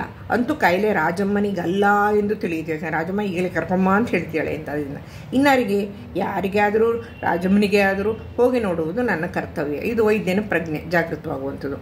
ಅವಳು ಸೂಳೆ ಎಂಬ ಮಾತ್ರಕ್ಕೆ ಅಷ್ಟೊಂದು ಅಲಕ್ಷ್ಯ ಮಾಡಲು ನನಗೆಲ್ಲಿ ಅಧಿಕಾರ? ಅಂದರೆ ವೈದ್ಯನಿಗೆಲ್ಲಿ ಅಧಿಕಾರ ಅಂತ ಮಾಡ್ಕೋಬೇಕು. ಸ್ವಲ್ಪ ಹೊತ್ತಿನ ಮೊದಲೇ ನನ್ನ ಕರ್ತವ್ಯವನ್ನು ಅವಳು ಸೂಳೆ ಎಂಬ ನೆವನದಿಂದ ಬದಿಗೊತ್ತಿ ಸಮಾಧಾನ ಮಾಡಿಕೊಂಡಿದ್ದೆ ನೆನೆಸಿಕೊಂಡು ನನಗೆ ನಾಚಿಕೆ ಆಯಿತು. ಬರುತ್ತೇನೆ ತಡೆ ಎಂದು ಹೇಳಿ, ಇದು ವೃತ್ತಿ ಧರ್ಮ ಅಂತ ಕರೀತಾರೆ ವೈದ್ಯರಿಗೆ. ಯಾರಿಗೇ ಆಗಲಿ ಕಾಯಿಲೆ ಬಿದ್ದಿದ್ರೆ ಹೋಗಿ ನೋಡಬೇಕಾದಂತ. ಬರುತ್ತೇನೆ ತಡೆ ಎಂದು ಹೇಳಿ ಒಳಗೆ ಹೋಗಿ ಬೇಗ ಬಟ್ಟೆ ಹಾಕಿಕೊಂಡೆ. ಪಾರ್ವತಿಗೆ ನಿದ್ರೆ ಬಂದು ಹೋಗಿತ್ತು.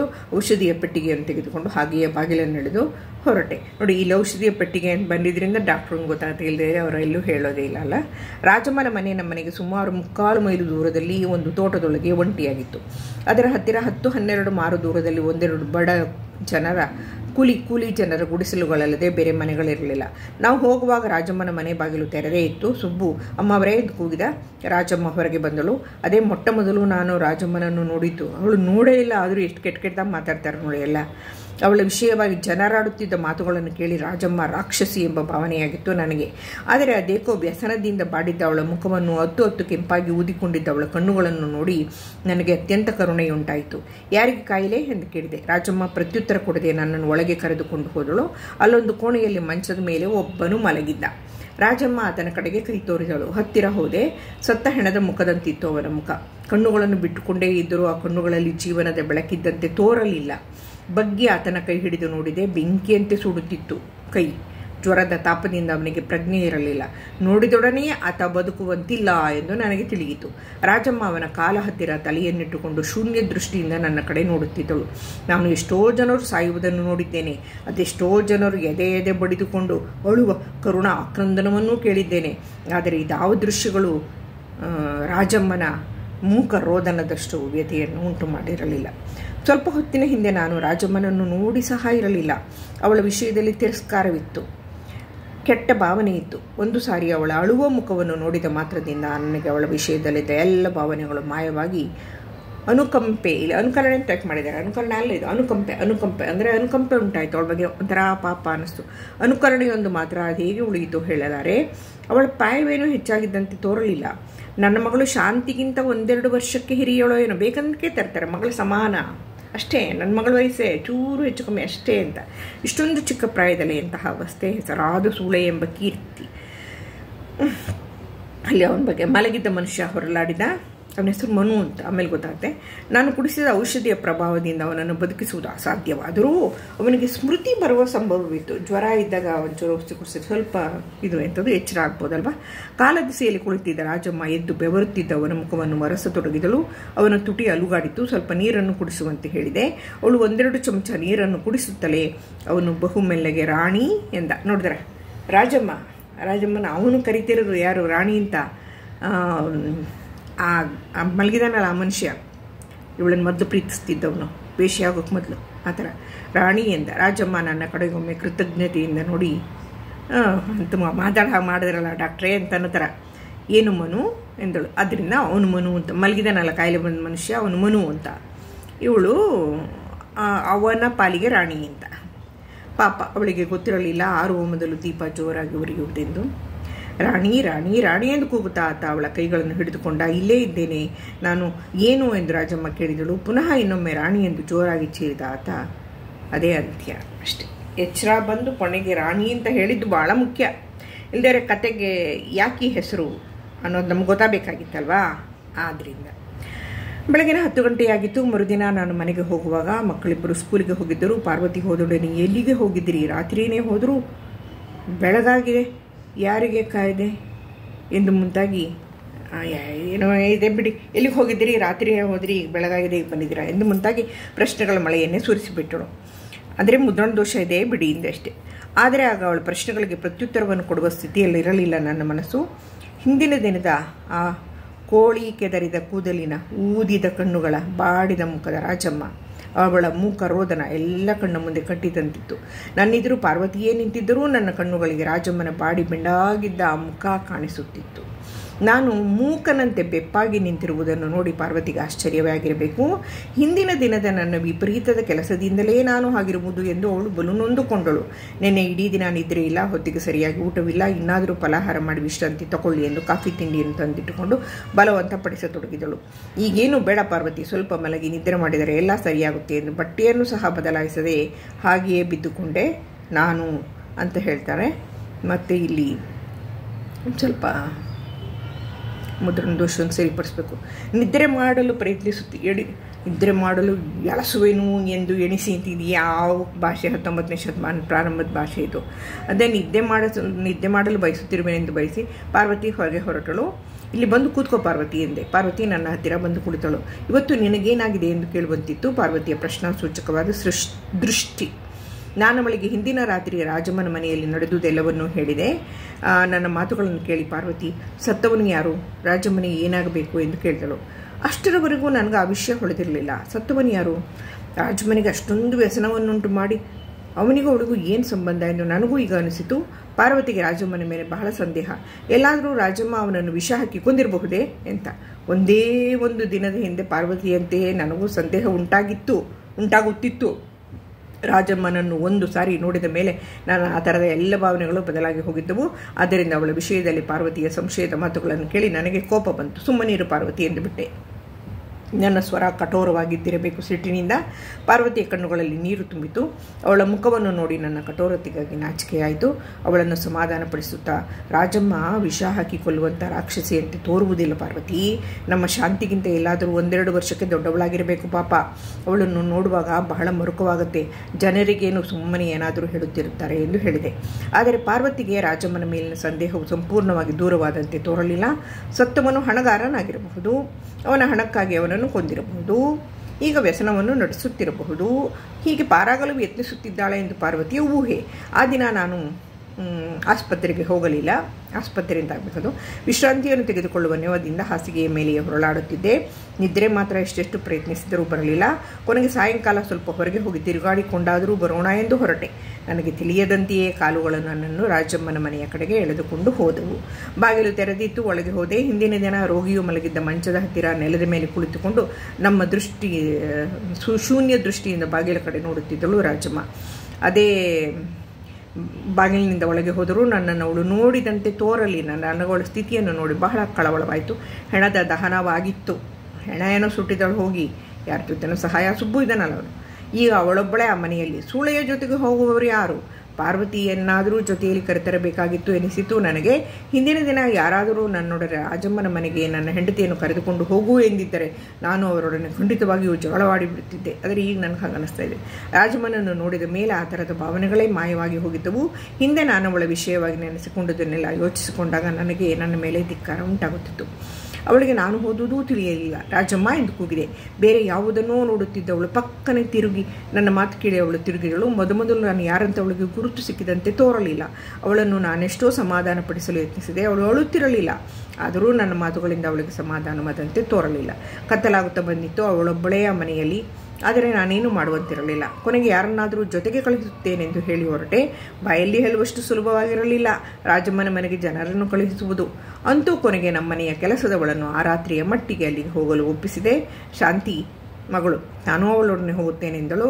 ನನ್ನ ಆಕ್ಷೇಪಣೆ ಇಲ್ಲದಿದ್ದರೂ ಪಾರ್ವತಿ ಅವಳನ್ನು ಕಳುಹಿಸಲು ಒಪ್ಪಲಿಲ್ಲ. 2 ದಿನಗಳಿಂದ ನಿದ್ರೆ ಸರಿಯಾಗಿಲ್ಲದಿದ್ದರಿಂದ ಆ ದಿನ ನನಗೆ ನಿದ್ರೆ ಚೆನ್ನಾಗಿ ಬಂದು ಹೋಗಿತ್ತು. ನನಗೆ ಪಾರ್ವತಿಯು ಎಚ್ಚರಗೊಳಿಸಿರಲಿಲ್ಲ. ಆದ್ದರಿಂದ ಆ ದಿನ ನಾನು ಹೇಳುವಾಗ 8 ಹೊಡೆದು ಹೋಗಿತ್ತು. ಬೇಗನೆ ಎದ್ದಿದ್ರೆ ಏನು ನಡೀತು ಗೊತ್ತಾಗ್ತಿತ್ತು. ರಾತ್ರಿ 7 ತಡ ಆಯಿತು. ಆಸ್ಪತ್ರೆಗೆ ಹೋಗಲು ಹೊತ್ತಾಗುವುದೆಂದು ಅವಸರವಾಗಿ ಹೊರಟಿದ್ದೆ. ಗೇಟನ್ನು ದಾಟುವಾಗ ರಾತ್ರಿ ರಾಜಮ್ಮನ ಮನೆಗೆ ಹೋಗಿದ್ದ ನಮ್ಮ ಕೆಲಸದವಳು ಇದೀರಾಗಿ ಬಂದಳು. ಅವಸರದಲ್ಲಿ ರಾಜಮ್ಮನ ಸುದ್ದಿಯೇ ಮರೆತು ಹೋಗಿದ್ದು ನನಗೆ. ಅವಳನ್ನು ನೋಡಿ ರಾಜಮ್ಮ ಹೇಗಿದ್ದಾಳೆ ಎಂದು ವಿಚಾರಿಸಿದೆ. ತಾನು ಬರುವಾಗ ಇನ್ನೂ ಎದ್ದಿರಲಿಲ್ಲವೆಂದು, ನಿದ್ರೆ ಮಾಡುತ್ತಿದ್ದಳೆಂದು ಹೇಳಿ ಅವಳು ತನ್ನ ಕೆಲಸಕ್ಕೆ ಹೊರಟು ಹೋದಳು. ಆ ದಿನ ನನಗೂ ಸ್ವಲ್ಪ ಹೆಚ್ಚು ಕೆಲಸವಿತ್ತು. ಅದೇ ಮನೆಗೆ ಊಟಕ್ಕೆ ಬರುವಾಗ 3 ಗಂಟೆಯಾಗಿತ್ತು. ಊಟವಾದ ಮೇಲೆ ನಾನು ಪಾರ್ವತಿಯು ಮಾತನಾಡುತ್ತಾ ಕುಳಿತಿರುವಾಗ ಮಧ್ಯಾಹ್ನದ ಟಪ್ಪಾಲಿನಲ್ಲಿ ಬಂದ ಒಂದು ಕಾಗದವನ್ನು ಪಾರ್ವತಿ ಕೊಟ್ಟಳು. ಕಾಗದವನ್ನು ಬಿಡಿಸಿದೆ. ಅಕ್ಷರಗಳು ನನಗೆ ಪರಿಚಿತವಾಗಿರಲಿಲ್ಲ. ಯಾರ ಕಾಗದವಿರಬಹುದೆಂದು ಕುತೂಹಲದಿಂದ ಕೊನೆಯನ್ನು ನೋಡಿದೆ. ರಾಜಮ್ಮ ಎಂದು ಬರೆದಿದ್ದಳು. ಇಷ್ಟು ಬೇಗ ಪೋಸ್ಟ್ ತಲುಪ್ತಾ ಅಂತ ಅನ್ನೋ ಪ್ರಶ್ನೆ ನಾವು ಕೇಳಬಾರ್ದು. ಈಗ ತಾನೇ ನಾನು ಏನೇನೋ ಹೇಳಿದೆ ಅಲ್ವಾ. ಆದ್ದರಿಂದ ಪೋಸ್ಟ್ ಬಗ್ಗೆ ಪತ್ರ ಅವಳದು. ನನಗೆ ತುಂಬ ಆಶ್ಚರ್ಯವಾಯಿತು. ಯಾರ ಕನ್ನಡ ಕೊಟ್ಟು ಕಳಿಸಿರ್ಬೋದು. ರಾಜಮ್ಮ ನನಗೆ ಬರೆಯುವಂತಹ ಟಪಾಲಿನಲ್ಲಿ ಬಂತು ಅಂತ ಹೇಳ್ತಾರೆ ನೋಡಿ. ಟಪಾಲು ಅಂದರೆ ಪೋಸ್ಟು ಅಂತ. ರಾಜಮ್ಮ ನನಗೆ ಬರೆಯುವಂತಹ ವಿಷಯವೇನು ಆತುರದಿಂದ ಓದಿದವಳಿಗೆ ಬರೆದಾಳೆ ನೋಡಿ ಅವಳು. ಡಾಕ್ಟ್ರೇ, ನನ್ನಂಥವಳ ಮೇಲೆ ಜನರಿಗೆ ಕರುಣೆ ಇರುವುದು ಅಪರೂಪ. ನನ್ನಂಥವರಿಗೆ ಕಷ್ಟ ಬಂದಾಗ ಸಹಾಯ ಮಾಡುವುದು ಸಹ ಮನುಷ್ಯ ಧರ್ಮಕ್ಕೆ ವಿರೋಧವೆಂದು ಭಾವಿಸುವವರೇ ಹೆಚ್ಚು. ಇಷ್ಟು ದಿನ, ಈಗ 4 ವರ್ಷ ನಾನು ಯಾರಿಂದಲೂ ಸಹಾಯವನ್ನಾಗಲಿ ಸಹಾನುಭೂತಿಯನ್ನಾಗಲಿ ಅಪೇಕ್ಷಿಸಿದವಳಲ್ಲ. ಮೊನ್ನೆ ಮನು ಅವನ ಹುಡುಗ ಸತ್ತೋದ್ನಲ್ಲ, ಒಂದೇ ಸಾರಿ ಜ್ವರ ಜೋರಾಯಿತು. ಸುಬ್ಬುವಿನ ನನ್ನ ಮನೆಯ ಕಡೆಗೆ ಮತ್ತಾರೂ ಸುಳಿಯುವುದಿಲ್ಲ. ಅವನನ್ನೇ ಕಳುಹಿಸಿದೆ ಡಾಕ್ಟರನ್ನು ಕರೆದುಕೊಂಡು ಬರುವುದಕ್ಕೆ. ತಾವು ಮನೆಯಲ್ಲಿರಲಿಲ್ಲ. ಇನ್ಯಾರದ್ದೋ ಒಬ್ಬರು ಮನೆಗೆ ಕಳಿಸಿದೆ. ಅವರು ನಿರ್ದಾಕ್ಷಿಣ್ಯವಾಗಿ ಬರುವುದಿಲ್ಲ ಎಂದು ಹೇಳಿ ಕಳಿಸಿಬಿಟ್ಟರು. ಪುನಃ ನಿಮಗೆ ಹೇಳಿ ಕಳಿಸಿದೆ, ನೀವು ಬೆಳಗ್ಗೆ ಬರುವೇನೆಂದು ಬಿಟ್ಟಿರಿ. ಈ ಮಧ್ಯೆ ಮನುವಿಗೆ ನಿಮಿಷಕ್ಕೆ ಜ್ವರ ಜೋರಾಗುತ್ತಿತ್ತು. ಕಾಲಿಗೆ ಬಿದ್ದಾದರೂ ಕರೆದುಕೊಂಡು ಬಾ ಎಂದು ತಿರುಗಿ ಸುಬ್ಬುವನ್ನು ಕಳಿಸಿದೆ. ನಿಮಗೇನೋ ದಯೆ ಬಂತು, ನೀವು ಬಂದಿರಿ. ಆದರೆ ಮನುವನ್ನು ಇಟ್ಟುಕೊಳ್ಳುವ ಭಾಗ್ಯ ನನಗಿರಲಿಲ್ಲ. ಅವನು ಹೊರಟು ಹೋದ. ನಾನು ಯಾರು? ಮನು ಯಾರು? ನನಗೂ ಅವನಿಗೂ ಸಂಬಂಧವೇನು ಎಂದು ಮುಂತಾಗಿ ನೀವು ಯೋಚಿಸಬಹುದು. ನನ್ನ ವಿಷಯವಾಗಿ ಜನರು ಆಡಿಕೊಳ್ಳುವ ಮಾತುಗಳನ್ನೂ ನೀವು ಕೇಳಿರಬಹುದು. ಹೌದು, ನನ್ನ ತಾಯಿ ಸೂಳೆಯಾಗಿದ್ದಳು. ನಾನು ಅದೇ ವೃತ್ತಿಗಾಗಿ ತಯಾರು ಮಾಡಲ್ಪಟ್ಟಿದ್ದೆ. ನನ್ನ ತಾಯಿಯು ನನ್ನಿಂದ ತುಂಬ ಹಣ ಸಂಪಾದಿಸಲು ಬಯಸುತ್ತಿದ್ದಳು. ಅವಳ ಬಯಕೆ ನಿರರ್ಥಕವಾಗುವಂತಿರಲಿಲ್ಲ. ಏಕೆಂದರೆ ಅನೇಕ ಗಣ್ಯಮಾನ್ಯ ಧನಿಗಳು ನನ್ನನ್ನು ಮೆಚ್ಚಿ ಮನಸೋತಿದ್ದರು. ಆದರೆ ಮನುವಿನಿಂದಾಗಿ ನನ್ನ ತಾಯಿಯ ಆಸೆ ನಿರಾಸೆಯಾಗಬೇಕಾಯಿತು. ಮೋಹನ ಎಂದು ಅವನ ಹೆಸರು. ಮೋಹನ, ಅವನನ್ನು ಮೋನು ಅಂತ ಅವಳು ಕರೆದಾಳೆ. ಭಾಗ್ಯವಂತರ ಒಬ್ಬನೇ ಮಗ. ಅವನು ಶ್ರೀಮಂತರ ಮಗನೇ. ಚಿಕ್ಕಂದಿನಲ್ಲೇ ತಂದೆ ತಾಯಿಯನ್ನು ಕಳೆದುಕೊಂಡಿದ್ದರೆಂದು ಹೇಳುವವರು ಕೇಳುವವರು ಯಾರೂ ಇರಲಿಲ್ಲ ಅವನಿಗೆ. ಒಂದು ದಿನ ನನ್ನ ತಾಯಿಯ ಹಳೆಯ ಸ್ನೇಹಿತನೊಬ್ಬನು ಅವನನ್ನು ನಮ್ಮ ಮನೆಗೆ ಕರೆದುಕೊಂಡು ಬಂದರು. ಅಂದಿನಿಂದ ಯಾವಾಗಲೂ ನಾನು ನಮ್ಮನೆಗೆ ಬರತೊಡಗಿದ ನನಗಾಗಿ. ಸುಳೆಯರಿಗೆ ಹೃದಯವಿರಬಾರದು ಎಂದು ನನ್ನ ತಾಯಿ ಹೇಳಿಕೊಟ್ಟಿದ್ದರೂ ಮನುವನ್ನು ನಾನು ಪ್ರೀತಿಸತೊಡಗಿದೆ. ಆತನೂ ನನ್ನನ್ನು ಪ್ರೀತಿಸುತ್ತಿದ್ದ. ಮನುವಿನ ಮತ್ತು ನನ್ನ ವ್ಯವಹಾರಗಳು ನನ್ನ ತಾಯಿಗೆ ಸರಿ ಬಿಡುತ್ತಿರಲಿಲ್ಲ. ಈ ಮಧ್ಯೆ ಮನುವಿನ ಹಣಕಾಸೆಲ್ಲ ನನ್ನ ಪೆಟ್ಟಿಗೆಗೆ ಸೇರಿ ಹೋಗಿತ್ತು. ತಾಯಿನೇ ಅದನ್ನೆಲ್ಲ ತರಿಸ್ಕೊಂಡಿರ್ತಾಳೆ. ಆದ್ದರಿಂದ ಮುಂದೆ ಅವನಿಂದ ನನ್ನ ತಾಯಿಗೆ ಪ್ರಯೋಜನವಾಗುವಂತಿರಲಿಲ್ಲ. ಅಕಸ್ಮಾತ್ತಾಗಿ ಮನು ನಮ್ಮ ಮನೆಗೆ ಬರುವುದು ನಿಂತು ಹೋಯಿತು. ನಾನು ತಾಯಿಯನ್ನು ವಿಚಾರಿಸಿದಾಗ ಅವನು ಮದುವೆಯಾಗಿರುವನೆಂದು ಹೇಳಿದಳು. ಮನುವಿನ ಮದುವೆಯ ಮಾತು ಕೇಳಿ ನನಗೆ ಬಹಳ ದುಃಖವಾಯಿತು. 1-2 ತಿಂಗಳು ಪ್ರಾಣಾಂತಿಕವಾದ ಕಾಯಿಲೆಯಲ್ಲಿ ಮಲಗಿ ಹೋದೆ. ಆಗಲೇ ನಾನು ಏಕೆ ಸಾಯಲಿಲ್ಲವೋ? ಅಂತೂ ನನಗೆ ಜ್ವರ ಬಿಟ್ಟಾಗ ನಮ್ಮ ಕೆಲಸದವಳ ಮೂಲಕ ಮನು ಮದುವೆಯಾಗಲಿಲ್ಲವೆಂದು, ನಾನು ಸತ್ತು ಹೋದೆ ಎಂದು ನಮ್ಮ ತಾಯಿಯು ಹುಟ್ಟಿಸಿದ ವರ್ತಮಾನದಿಂದ ಅವನು ಅರೆಹುಚ್ಚನಾಗಿರುವನೆಂದೂ ತಿಳಿಯಿತು. ಮೋಸ ಮಾಡಿ ಸತ್ತೋದು ಅಂತ ಹೇಳಿದ್ರಿಂದ ಅವನು ಹುಚ್ಚಾಗಿದ್ದ, ನಮಗೇನು ಮದುವೆ ಆಗಿಲ್ಲ ಅಂತನೋ ವಿಷಯ ಅಷ್ಟೇ. ಅದೇ ದಿನ ರಾತ್ರಿ ನಾನು ಮನೆ ಬಿಟ್ಟು ಹೊರಟುಬಿಟ್ಟೆ. ಮನುವಿನ ಮನೆಗೆ ಹೋದೆ. ಅವನು ಹುಚ್ಚನಾಗಿ ಹೋಗಿದ್ದ.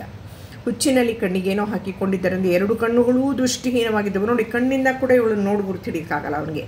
ನಮಗೆ ಕೊಟ್ಟು ಉಳಿದಿದ್ದ ಹಣವೂ ಖರ್ಚಾಗಿ ಹೋಗಿತ್ತು. ಆದರೆ ನನ್ನ ಹತ್ತಿರ ಮನು ಉತ್ತಮ ಸ್ಥಿತಿಯಲ್ಲಿದ್ದಾಗ ಕೊಟ್ಟ ಕೆಲವು ನಗಗಳಿದ್ದವು. ನಗ ಅಂದರೆ ಒಡವೆ ಅಂತ. ಅವುಗಳನ್ನೆಲ್ಲ ಮಾರಿ ಮನುವಿಗೆ ಚಿಕಿತ್ಸೆ ಮಾಡಿಸಿದೆ. ಚಿಕಿತ್ಸೆಯಿಂದ ಅವನ ಹುಚ್ಚು ಸಂಪೂರ್ಣ ವಾಸಿಯಾಗದಿದ್ದರೂ ಕೆಲವು ವೇಳೆ ಅವನು ಸರಿಯಾಗಿರುತ್ತಿದ್ದ. ಆದರೆ ಅದರಿಂದ ಆಗಾಗ ಜ್ವರ ಬರುತ್ತಿತ್ತು. ಅಂತೂ ಮೊದಲಿನ ಮನುವನ್ನು ನನ್ನ ತಾಯಿ ಕೊಂದು ಹಾಕಿ ಬಿಟ್ಟಿದ್ದಳು. ಮನುವಿನ ಆ ಸ್ಥಿತಿಯಲ್ಲಿ ನಾನು ಅವನೊಡನೆ ಹೆಚ್ಚು ಕಾಲ ನಿಲ್ಲಲಾರೆ ಎಂದು ನನ್ನ ತಾಯಿ ಯೋಚಿಸಿದ್ದಳು. ಆದರೆ ಅವಳು ಕರೆಯುವಾಗ ನಾನು ಅವಳೊಡನೆ ಹೋಗದೇ ಇದ್ದುದರಿಂದ ಅವಳಿಗೆ ತುಂಬ ಸಿಟ್ಟು ಬಂತು. ಅದರ ಮೇಲೆ ನಾನಲ್ಲಿರುವುದೇ ಕಷ್ಟವಾಯಿತು. ಕೊನೆಗೆ ನಾನು ಮನು ಊರು ಬಿಟ್ಟು ಇಲ್ಲಿಗೆ ಬಂದುಬಿಟ್ಟವು. ದಿನಗಳು ಕಳೆದಂತೆ ಮನುವಿನ ಬುದ್ಧಿ ಸಂಪೂರ್ಣವಾಗಿ ಲೋಪವಾಗಿ ಹೋಯಿತು ಅಂತ ಇಲ್ಲಿ ಕತೆ ನಿಂತಿದೆ. ಬಹುಶಃ ಅಪೂರ್ಣವಾಗಿ ನಿಂತಿದೆ. ಇರಲಿ ಬಿಡಿ, ಮುಖ್ಯವಾದ ಮುಗೀತು. ಈ ಗೂಗಲಿಂದ ತೊಗೊಳ್ಳುವಾಗ ಹೀಗೆಲ್ಲ ಆಗುತ್ತೆ. ನಾನು ನೋಡ್ದೆ ಇದೆ ಎಲ್ಲ ಇತ್ತು. ಇದೆಲ್ಲ ನಾನೇ ಸರಿಪಡಿಸ್ತೀನಿ. ಗೊತ್ತಾಯ್ತಲ್ಲ ಮುಖ್ಯವಾದ ವಿಷಯ. ಡಾಕ್ಟ್ರ್ ಕಾಗದ ಬರೀತಾಳೆ. ಇನ್ನೊಂದು ಚೂರಿದೆ ನಾನು ಇಲ್ಲಿದೆ. ಅವಳೇನು ಮಾಡ್ತಾಳೆ ಅಂತಂದರೆ ಮತ್ತೆ ಹುಡ್ಕೊಂಡು ಹೋಗ್ತಾನೆ ಮನೆಗೆ. ಇಲ್ಲಿದೆ, ಖಾಲಿ ಆಗಿರುತ್ತೆ ಮನೆ, ಯಾರೂ ಇರಲ್ಲ. ರಾಜಮ್ಮ ಎಲ್ಲಿಯೋ ಹೊರಟು ಹೋಗಿದ್ದಳು ಅಂತ ಕೊನೆ ವಾಕ್ಯ. ಆದರೆ ಹೋದ್ಲು ಅವಳು, ಮನು ಸತ್ತೋದ್ನಲ್ಲ. ಇನ್ನು ಈ ಊರಿನಲ್ಲಿ ಎಲ್ಲಿರೋಕ್ಕಾತಿ ಇಂಥ ಊರಲ್ಲಿ? ಅವಳು ವೇಶ್ಯಂತಿಗಾಲ ಹೆಸರು ತೊಗೊಂಡಿರೋಳು. ಅವಳು ಹೊರಟೋಗಿದ್ದಾಳೆ, ಅಲ್ಲಿ ಇಲ್ಲ ಅಂತನ್ನುವ ವಿಷಯ ಮಾತ್ರ ಅಲ್ಲಿ ಬರುತ್ತೆ. ಮತ್ತು ಗೌರವನವ್ರ ಬಗ್ಗೆ ನೀವು ಇನ್ನೊಂಚೂರು ಬರೆದಿದ್ದಾರೆ. ನಾನು ಈಗಾಗಲೇ ತುಂಬ ಅವ್ರ ವಿಷಯ ಹೇಳಿದ್ದೀನಿ. ಈಗ ನಾವು ಇದು ಮನುವಿನ ಬಗ್ಗೆನೂ ಪ್ರಶ್ನೆ ಹೇಳಿಬಿಡ್ತಾ ಇದ್ದೆ. ಮನು ಯಾರು, ರಾಜಮ್ಮ ಯಾರು, ಮನುವಿಗೂ ರಾಜಮ್ಮ ಏನು ಸಂಬಂಧ, ರಾಜಮ್ಮ ಸುಳೆ ಆಗಿದ್ದು ಯಾಕೆ, ರಾಜಮ್ಮನ ತಾಯಿಯ ಬಗ್ಗೆ ಬರೀರಿ, ಕಥೆಯನ್ನು ಯಾರ ದೃಷ್ಟಿಯಿಂದ ನೋಡಲಾಗಿದೆ, ವೈದ್ಯರ ಹೆಂಡತಿಯ ಹೆಸರೇನು, ರಾಜಮ್ಮನಿಗೆ ಸಹಾಯ ಮಾಡ್ಕೊಂಡಿದ್ದವನ ಹೆಸರೇನು, ಇತ್ಯಾದಿ 2 ಪ್ರಶ್ನೆಗಳು 2 ನಂಬರ್ಗೆ. ಇಲ್ಲೇ ಇದ್ದರೆ ಇಲ್ಲಿ ಗಾಂಧಿವಾದ ಹೇಗೆ ಬಂದಿದೆ, ಗಾಂಧಿವಾದ ಮುನ್ನಾದಿನಕ್ಕೆ ಅನ್ವಯಿಸಷ್ಟು ಸುಲಭವಾಗಿ ಅನ್ವಯಿಸೋಕ್ಕಲ್ಲ. ಆದರೆ ಗಾಂಧೀಜಿಯವ್ರಿಗೆ ಈ ವೇಶ್ಯೆಯರು ಅಂತ ಕರೆಯೋದು, ವಿಧವೆಯರು ಅಂತ ಕರೆಯೋದು ಇದೆಲ್ಲ ಇಷ್ಟ ಆಗ್ತಾ ಇರಲಿಲ್ಲ. ಗಾಂಧೀಜಿಯವರ ದೃಷ್ಟಿಕೋನವೇ ತುಂಬ ಬೇರೆ, ತುಂಬ ವಿಶಾಲವಾದ ಮನೋಭಾವ. ಸಾಮಾನ್ಯ ಜನ ಅದನ್ನು ಅರ್ಥ ಮಾಡ್ಕೊಳ್ಳೋಕ್ಕೆ ಯಾವತ್ತೂ ಸಾಧ್ಯ ಇಲ್ಲ. ಆದ್ದರಿಂದ ಈ 2 ಕಥೆಗಳು, ಮನುವಿನ ರಾಣಿ ಪ್ರಾತಿನಿಧಿಕ ಕಥೆ ಇದು. ನಾವು ಹೇಗೆ ಆನಂದರ ನಾನು ಕೊಂದ ಹುಡುಗಿಯಿಂದೆ, ಆಮೇಲೆ ಮಾಸ್ತಿಯವರನ್ನ ಮೊಸರನ್ನ ಮಂಗಮ್ಮ ಅಂದೆ ಅಲ್ಲ, ಹಾಗೆ ಕೊಡಗಿನ ಗೌರಮ್ಮನವರ ಮನುವಿನ ರಾಣಿಯನ್ನು ಪ್ರಾತಿನಿಧಿಕ ಕಥೆ ಅಂತ ಕರೆಯಲಾಗ್ತದೆ. ಮತ್ತು ವಾಣಿಯ ಸಮಸ್ಯೆ ಕೂಡ ತುಂಬ ಮುಖ್ಯವಾದದ್ದು. ಅದ್ರ ಬಗ್ಗೆ ಇಲ್ಲಿ ಹೇಳೋಕ್ಕಾಗಲ್ಲ, ಇಲ್ಲಿ 2 ಕಥೆ ಇಲ್ಲಿ ಇಟ್ಟಿರೋದ್ರಿಂದ. ಹೀಗೆ ಕೊಡಗಿನ ಗೌರಮ್ಮನವರ ಬಗ್ಗೆ ಪ್ರಶ್ನೆ ಕೇಳಿದ್ರು ಬರಿಬೋದು. ಕೊಡಗಿನ ಗೌರಮ್ಮ ಮತ್ತು ಗಾಂಧಿವಾದ ಅಂತ ಕೇಳಿದ್ರು ನಾನು ಆಗಲೇ ಅದನ್ನು ಹೇಳಿದ್ದೀನಿ. ಮತ್ತು ಮುನ್ನಾದಿನದ ಬಗ್ಗೆ ಅನೇಕ ಪ್ರಶ್ನೆಗಳನ್ನು ಕೇಳ್ಬೋದು, ಒಂದು ದೊಡ್ಡ ಪ್ರಶ್ನೆಗಳನ್ನು ಕೇಳ್ಬೋದು. ಮನುವಿನ ರಾಣಿ ಬಗ್ಗೆ ಕೂಡ ಅಷ್ಟೇ ಚಿಕ್ಕ ಪ್ರಶ್ನೆಗಳು, ದೊಡ್ಡ ಪ್ರಶ್ನೆ. ಗಾಂಧಿವಾದವನ್ನ ಈ 2 ಕಥೆಗಳಿಗೆ ಅಪ್ಲೈ ಮಾಡಿ ಅಂತಲೂ ಕೇಳಬಹುದು. ಆವಾಗ ನಾನು ಹೇಳಿದಂತಹ ವಿಷಯಗಳನ್ನು ಸೇರಿಸ್ಕೊಂಡು ಸ್ಥೂಲವಾಗಿ ಕಥೆನ ಅರ್ಥ ಮಾಡಿಕೊಂಡು, ದೊಡ್ಡ ಕಥೆಗಳು ಅಷ್ಟೂ ಬರೆಯೋಕ್ಕೆ ಸಮಯ ಇರೋದಿಲ್ಲ, ಸ್ಥೂಲವಾಗಿ ಅದರ ವಿಷಯವನ್ನು ಅರ್ಥ ಮಾಡಿಕೊಂಡು ಬರೆದ್ರೆ ಸಾಕು. ನಮಸ್ಕಾರ.